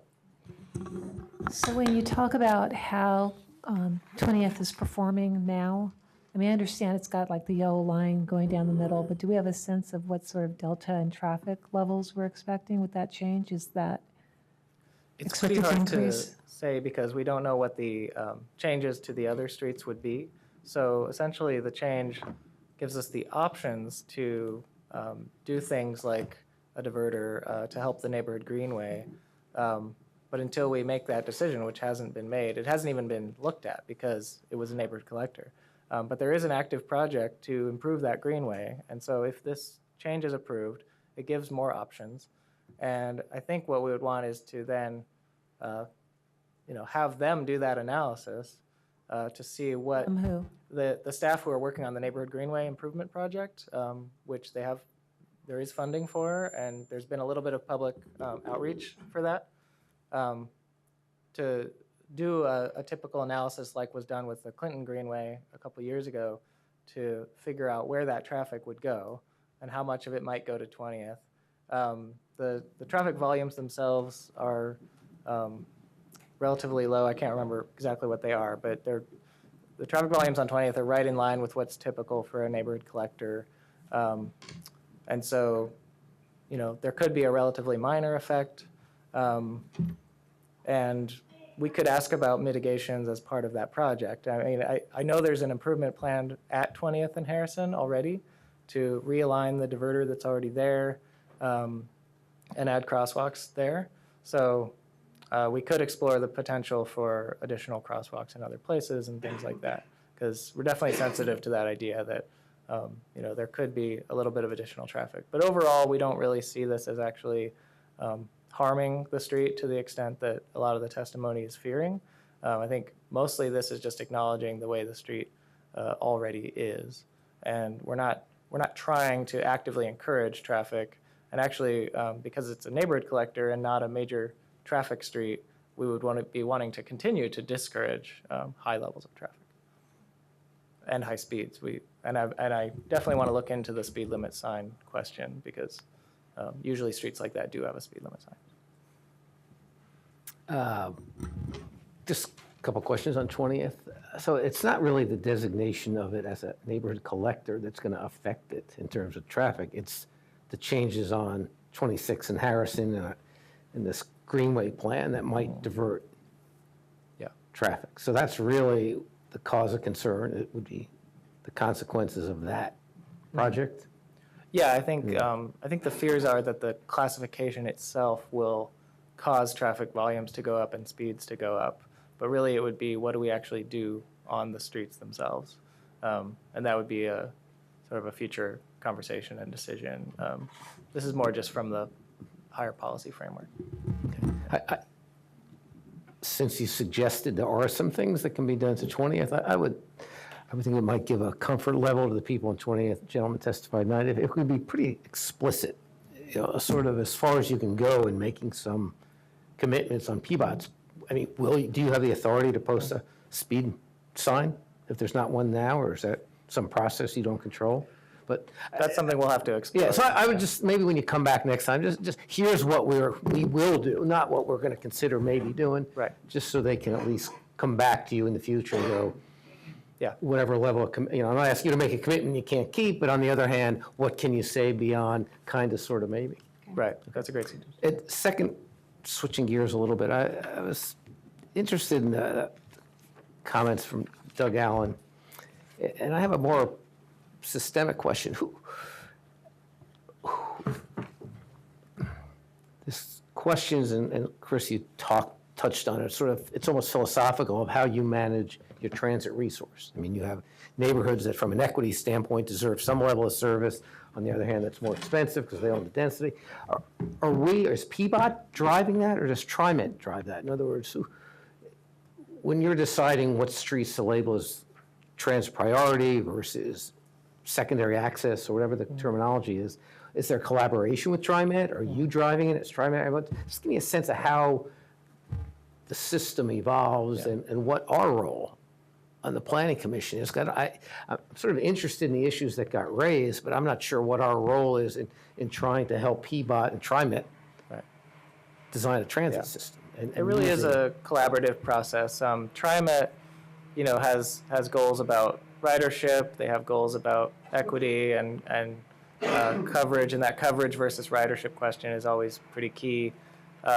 They also are taking a more regional perspective, so that's a difference. We're taking more of a city perspective. But our interests really align most of the time, and so we worked with them really closely on the service enhancement plans. We've been working with them on the rollout of some of those transit improvements. And so typically, I think it was the same with the 2007 TSP, typically our classifications are very much in alignment with their plans, with a few exceptions. The one thing that we've typically done and continuing to do is highlight some streets where TriMet's not quite on board yet with transit service there or frequent transit, but we put it in our policies as a way for the city to take that position.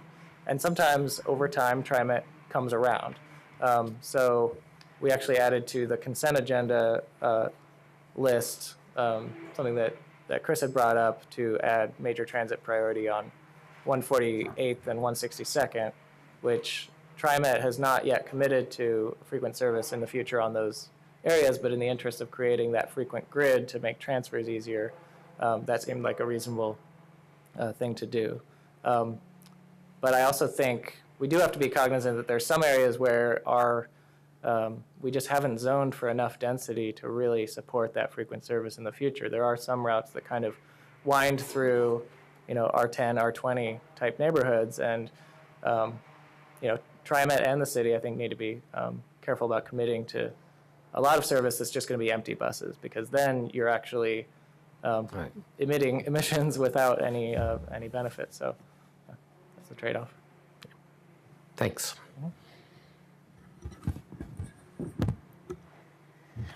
So I had some questions around the change from objectives and sub-policies, because I think I support the overall concept. I think it's good, but it can be confusing for people. I haven't read through everything in detail to ask you a specific question about it, but obviously Jean brought up some issues that are related to that.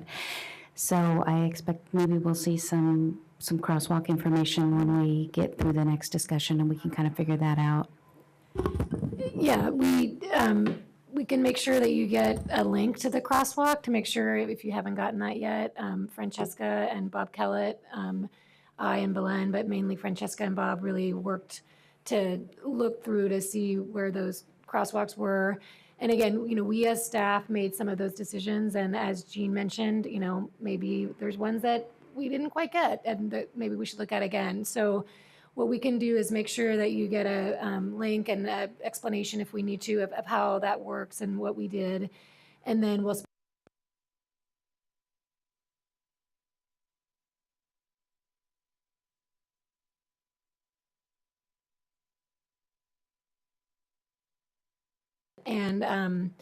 and again, are open, as we mentioned, we did make some changes already to some of those sub-policies, and again, we were making decisions based on our best thinking, but there might be some other ones, or again, some of the things that you might be thinking about as well. And then if for some reason they don't fit into the sub-policy, is there a place that they fit either in the strategy implementation, are there some other places to make sure that we're capturing that, or are there other plans outside of, I'm not thinking one specifically of some of the ones that Jean was saying, but are there some other places that we can point to outside of the policies that we feel cover that?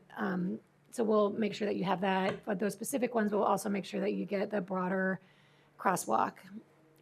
And we also did that for all the public, or Francesca really did it, for all the public testimony as well.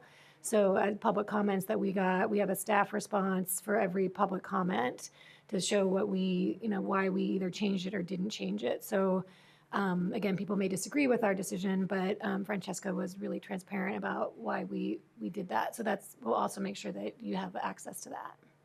And that currently is on the TSP website. It is access to the public, but you may not have gotten the link. Thank you. I'd like to echo support for what my fellow commissioners have been bringing up about the testimony. I'm definitely interested to hear more about the response to that.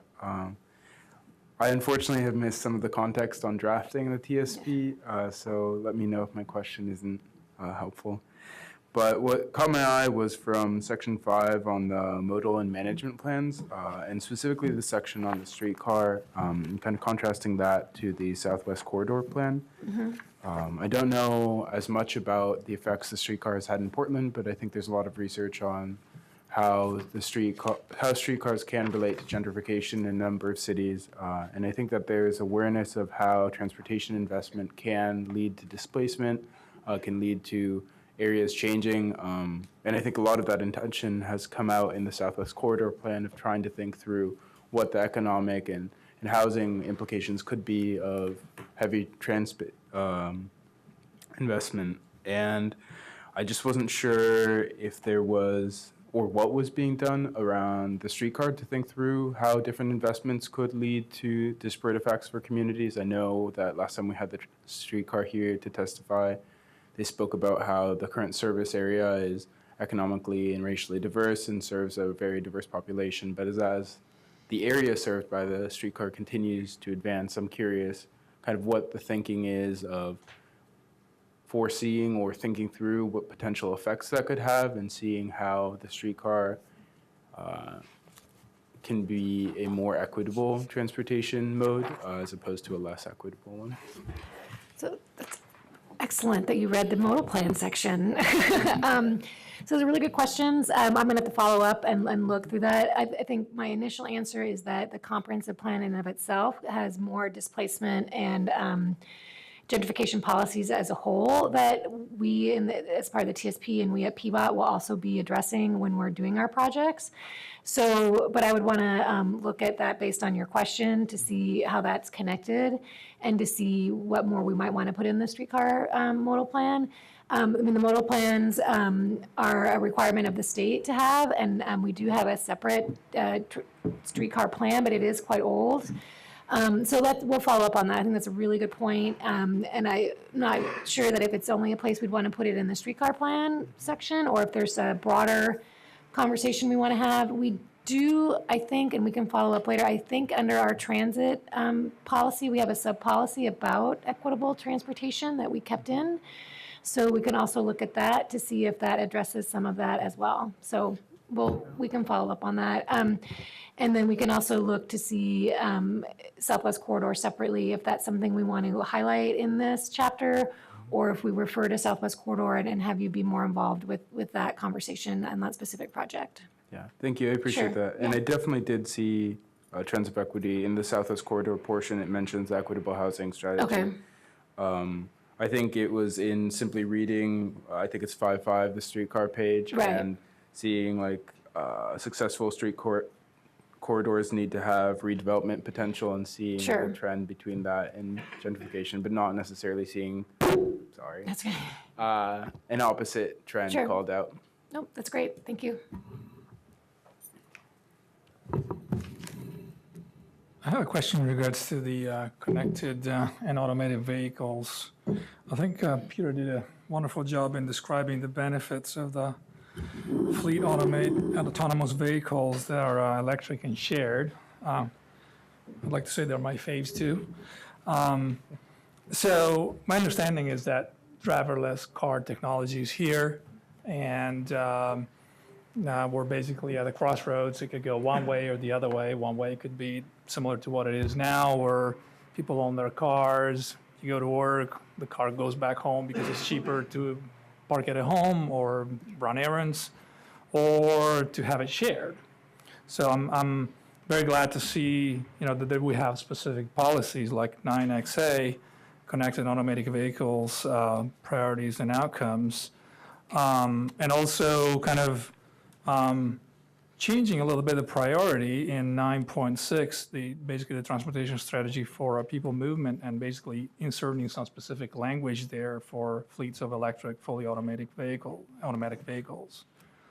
But Portland right now doesn't have an automated vehicle policy. So my question is, does the objectives that we have defined in these policy provide enough guidance to the implementing bureaus and the private sector organizations to really steer towards this direction? Do these policies have enough teeth, and is there more that we can do? Excellent question. The policy is one component of a broader initiative. Mayor Wheeler and Commissioner Saltzman launched a Smart Automated Vehicles Initiative, SAVI, back in April.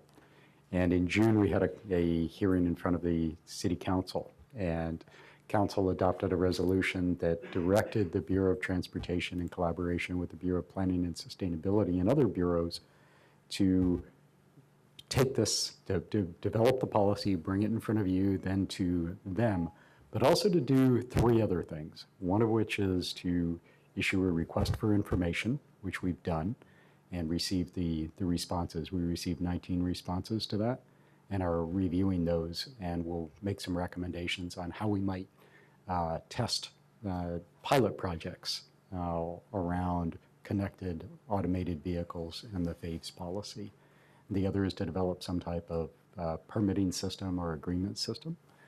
We have a draft of that, and also a level of engagement for both private stakeholders, private sector stakeholders, and the public. We recognize that this is a first step, the policy. It lays the foundation. One of the things we also recognize is that we need a shared mobility policy that's more explicit than what we have right now. We have shared vehicles operating on the streets in Portland, but not real clear policy goals on what we want those shared vehicles to achieve, which, similar to the question that Eli asked earlier, we have most of those trips, the vast majority of those are single passenger trips, so they're not contributing to the outcomes that we want. There is more that we need to do, both around the other three components of SAVI and on the policy side, to more fully develop this. But this is probably the most comprehensive policy foundation that I've seen in North America. Thank you.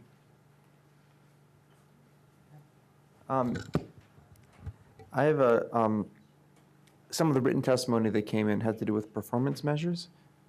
There's one asking for a 5 and 10-year performance measures instead of just going all the way out to 2035, which got some traction with me, because I don't know when this is going to be repeated again, but I'm guessing it's not going to wait till 2035.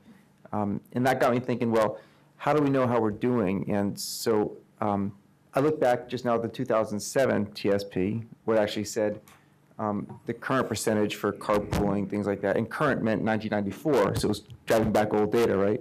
And then what's future for 2020? Well, 2020 is not here yet. So there's this little out of syncness with the projections, and I think it might be helpful to do, at least think about doing two things. One would be to say, what are these, so if you actually look at page 7.5 and it says what our mode split target is, maybe I should know, I don't know what our current mode split is for these items.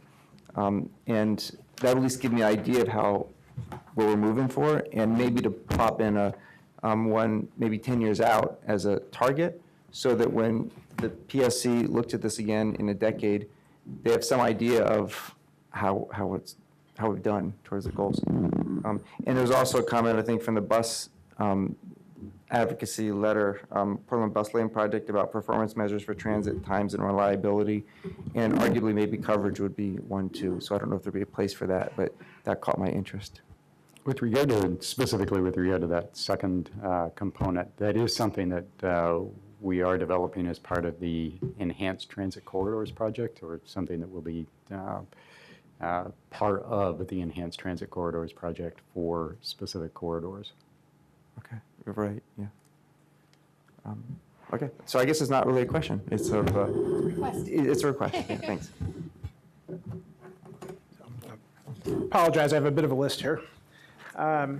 First is I want to let my colleagues know something I've already shared with staff, which is that when we get around to a final vote on this, I'm going to have a couple of additions to the recommendation. So one would be a recommendation that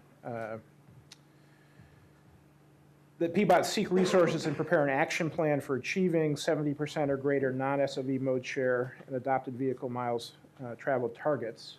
So we've got a bunch of good policies here, and we have the beginnings of an implementation section, but we don't actually have an action plan that will get to the mode splits that we want. So I think we should ask for that. The other would be a recommendation that the city take a leadership role on work-at-home trip avoidance by making work-at-home opportunities full week or partial week available in all bureaus and for all positions where appropriate. So if we want employers in the city to have policies that support removing those trips from the system, the city ought to go first and show employers how to do that. We should walk our talk. So when we get to that point, I'll propose those. I just want you to know that they're coming. So with regard to the things we heard in testimony tonight and in the written testimony, a few things that I'd like to see on our decision matrix when we come back. A lot of things in both the bus lane project letter and Doug's testimony that resonated for me, particularly the half-mile spacing, probably a mistake. I'm going to go back and revisit that in the policy and look at it. Also the question of the grid of frequent transit and have we got the right streets? I want to go back and look at that again. I think I have a general question about where we overlay greenway bikeways with other classifications. So for example, if overlaying with secondary emergency routes means that we can't put in controls to get to the desired speed level, I want some thought on how we deal with that. Same thing about whether we have transit classifications that overlap bikeway classifications for greenways. Does that make sense? With regard to 20th, again, when I was a neighborhood transportation chair, the last thing we wanted to do was just take one part of the neighborhood's burden and give it to somebody else instead. That was never a good outcome. So if there's a way that we can do what makes sense for the system, but also, any and all possible mitigations to lessen the impact on where that's ultimately going to be. I want, the best overall outcome for that part of the city, but I don't want to just shift somebody's burden. There's a comment in testimony from several of the neighborhood associations along Forest Park that basically said, the TDM strategy is great. Why did you stick it under trails? Just did. So We'll fix it. Okay, if there's Yeah. a better way to express that. And again, to some of the testimony from Gene, I think I had flagged a discussion draft taking out the Western bypass opposition as explicit policy. I'd love to see that stay in there in some form. And I think the point about calling out the Main Street character in Northwest would make sense as a pattern area policy that should probably be retained in some form. So I'll be going back and reading the transit stuff in more detail, and we'll probably have some suggestions in the email for you, but that'll do it for now.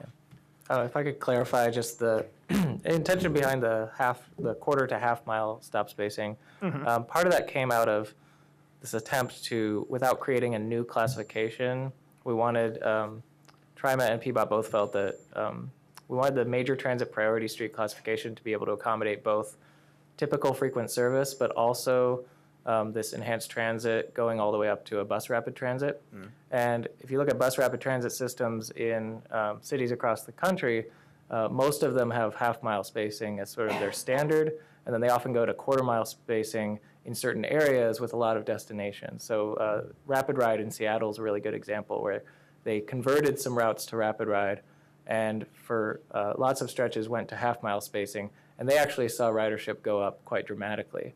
Kind of a local example, even though it's light rail, is the Yellow Line on Interstate went to a half-mile spacing compared to closer spacing of the bus line. And what we found is that people are very willing to walk much farther to go to really good service. So the example Doug brought up of the reducing stops on existing lines not leading to the ridership increase, I think, is just because that was only using one tool in the toolbox. If it came with a lot of these other suite of improvements and people were guaranteed much better service, then they're typically willing to walk farther. So just trying to provide that flexibility. It's not saying that it would, I don't think it would go to half-mile spacing very often, but having that option on a true sort of getting up to a bus rapid transit type standard was the intention there. But if there's ways to change the phrasing, we're certainly open to that. But we don't have a classification that's in between frequent service and high capacity transit, right? So we're trying to stretch one to fill that. Yeah. So that's the So, question yeah. is we felt like because this enhanced transit is sort of on more of a spectrum, we were having a hard time with the idea of creating a brand new classification, and we don't know quite yet where they're going to be. So yeah, that's what we kind of ended up with. Is it's trying to encompass a lot of types of service. I'll think on that. Thank you. And then with the greenways and the secondary response routes, we actually have started to do that analysis. So we should be able to send you a map of where they overlap. There's actually not very many of them, but there are some. So we can give you some things to think about there.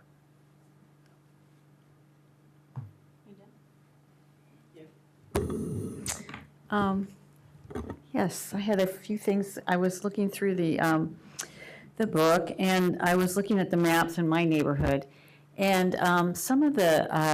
Can you clarify what your neighborhood is? Oh, it's on the outer east side in the Parkrose area. Argay, actually, from east of 122nd and north of the 84. And Fremont Street is shown as a route, and it goes out to 148th, but it actually doesn't go through there. Yeah. So how is that? What's going on there? That's been part of the master street plan for that area for a long time, I think since the original TSP. TriMet in their service enhancement plan anticipates if that street is ever built, connecting two bus routes to create more of a loop instead of two routes that have to go out and back again. And so that's been longstanding city policy to want that street connection. So like I said, it's in the master street plan, it's in the classification, so we're not really proposing a change to that. So the idea is that whenever that property redevelops, they would likely be required to build that street. So very similar to any other street plan, because there's a long gap there where there are no connections, and our city, all of our connectivity policies say that we want to have street connections every 530 feet typically. We're not showing that level of connections, but having at least one connection there. Yeah. Okay, I just wanted to make sure because, and then in the meantime, it hasn't been filled in, and it could be quite a while before it is. It's actually being shown as a connector for all kinds of services. So I mean, it can't be used that way now. So where are they supposed to run the? This is a pretty, it's pretty common with street classifications to show desired future connections on that. So there's been cases in the past where we've shown a bikeway going through a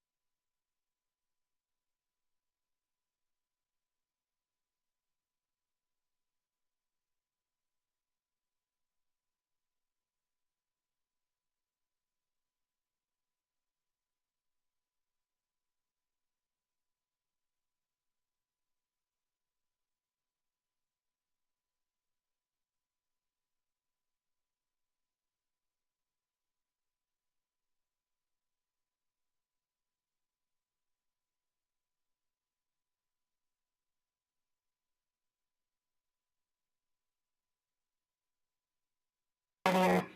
So, and that's something that we can put in this document. The modal and management plans are definitely a summary and a sort of a description of what we're doing. So we could put in there, if that's something that you would want, the need or the want for a more robust plan or transit planning. So I would like that. I mean, I you know, if we're trying to do all these things, and kind of goes with somebody, maybe it was Chris, said that they wanted a plan to get to that 70%. Right. And that would certainly be part of it. Yeah. So we can talk offline or other times with language in that, but there's language we can put in. Okay, interrupt for a quick second.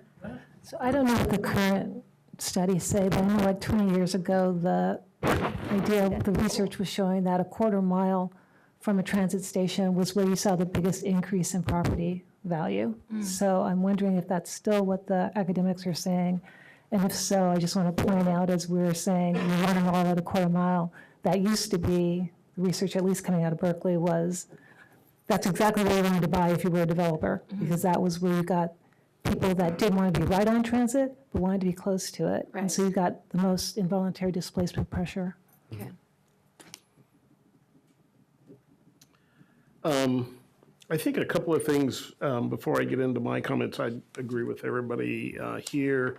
One of the things I think is going to be important is that we have a very good crosswalk of all the items as we come back, and really an explanation of the items so that we know what we're making decisions on. Sure. So that would be important. I would like, speaking to 20th Street and following up with what Jeff and a lot of other people said, it seems like we're asking PBOT to come back with more of a plan about 20th Street. What really is possible specifically for 20th Street if you're going to change the green routes, and what can you, I mean, speed sign seems simple, but other opportunities that PBOT would be committing to if you're going to make this change. So what else comes with this change? It's not clear other than they get a bus. And so what's coming with it in terms of better sidewalks, repainting the street? I don't know. Yeah. But that would be, and I will go with Eli. It seems that there needs to be interim targets on how we're going to do mode splits and whether or not we're achieving them. And I would say 5 years probably, are we progressing from where we are today? I think about our climate action plan. It's tied to that climate action plan. It's tied to development. And we really should be targeting, if we're not doing well on transit, why not?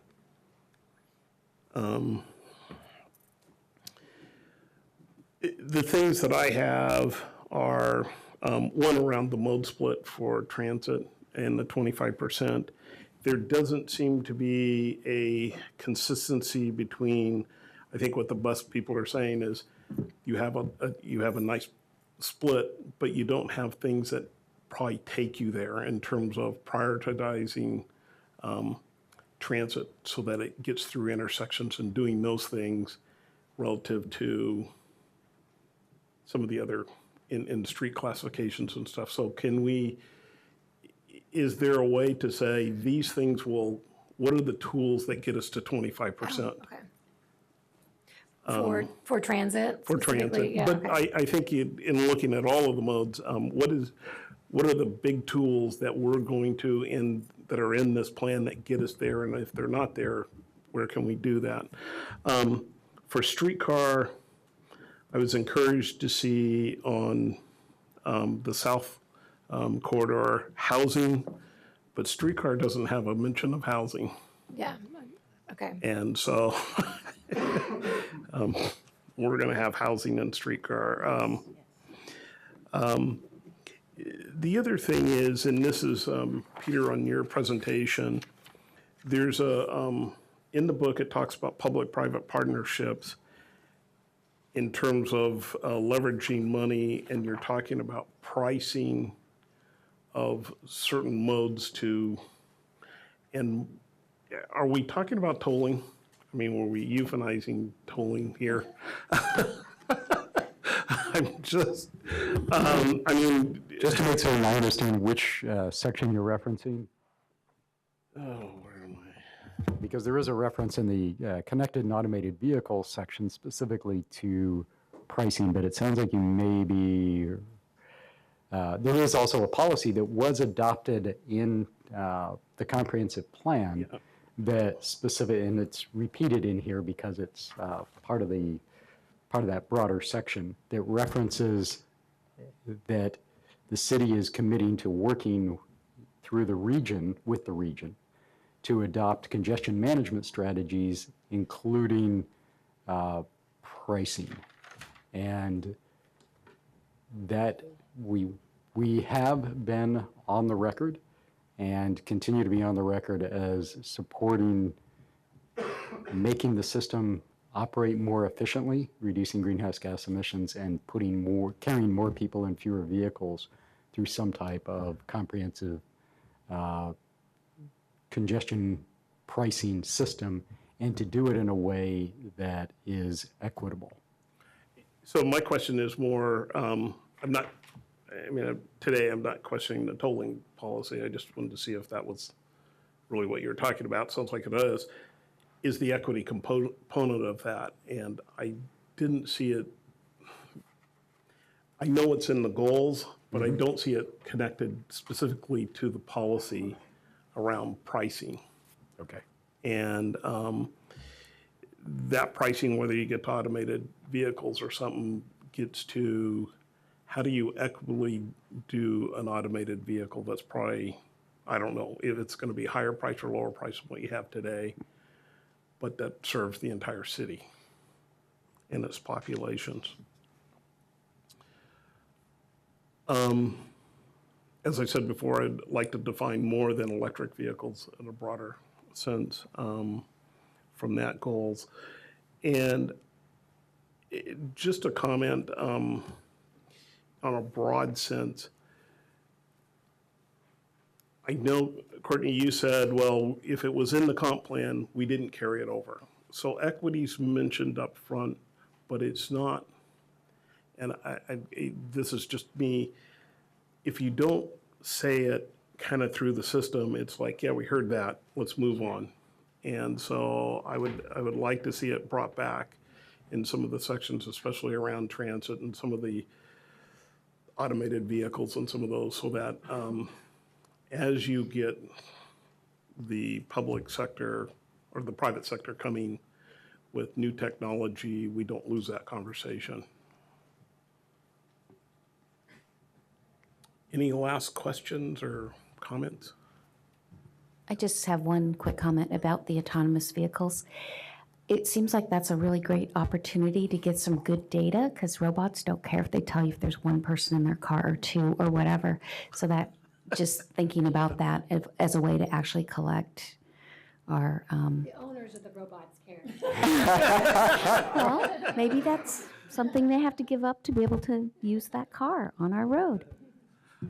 Yeah, this is a significant issue, and actually one of the minor amendments that we have proposed is to, in the section in the connected and automated vehicle policy that references data, to not limit it to the components that were in the discussion draft we're proposing to add, including but not limited to the data components that are in the policy. So we recognize that it is an incredibly important component to being able to effectively manage the system, is to be able to have the data to know when, where, and how those vehicles are operating.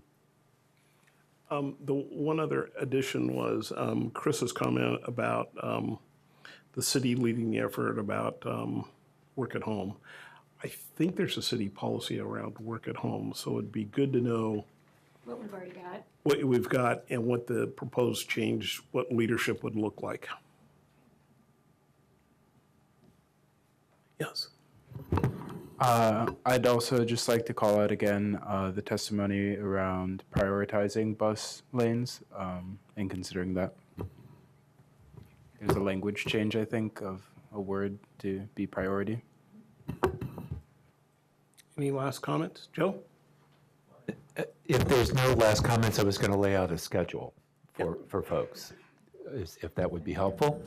So we have written testimony, open till Friday. So given that there was a pile of stuff that you just received today, and there could well be more, what I'm asking is that the commission, the PSC members, get your additional comments or questions or suggestions to Julie by the following Friday, which would be October 6th.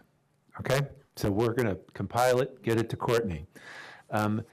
That Thursday of the following week, October 12th, we have a PSC officers briefing so we can start to see what the total list looks like and develop there a plan of attack for how to get through the discussion. And then our discussion will be on October 24th at that regular PSC meeting, and it's already a full agenda, so we're going to have to do some thinking about how to give this the time it's going to need to have to be well considered. This was a really thoughtful sort of exploration of the TSP in question. So, work. Yeah, I just want to reiterate what Joe said. I really appreciate everyone's attention and detail to the TSP3. Sometimes it can be kind of wonky and nerdy, but we appreciate your comments and your thoughtful looking at it, and we'll be back with your feedback. So appreciate it. Thank you. And we're adjourned.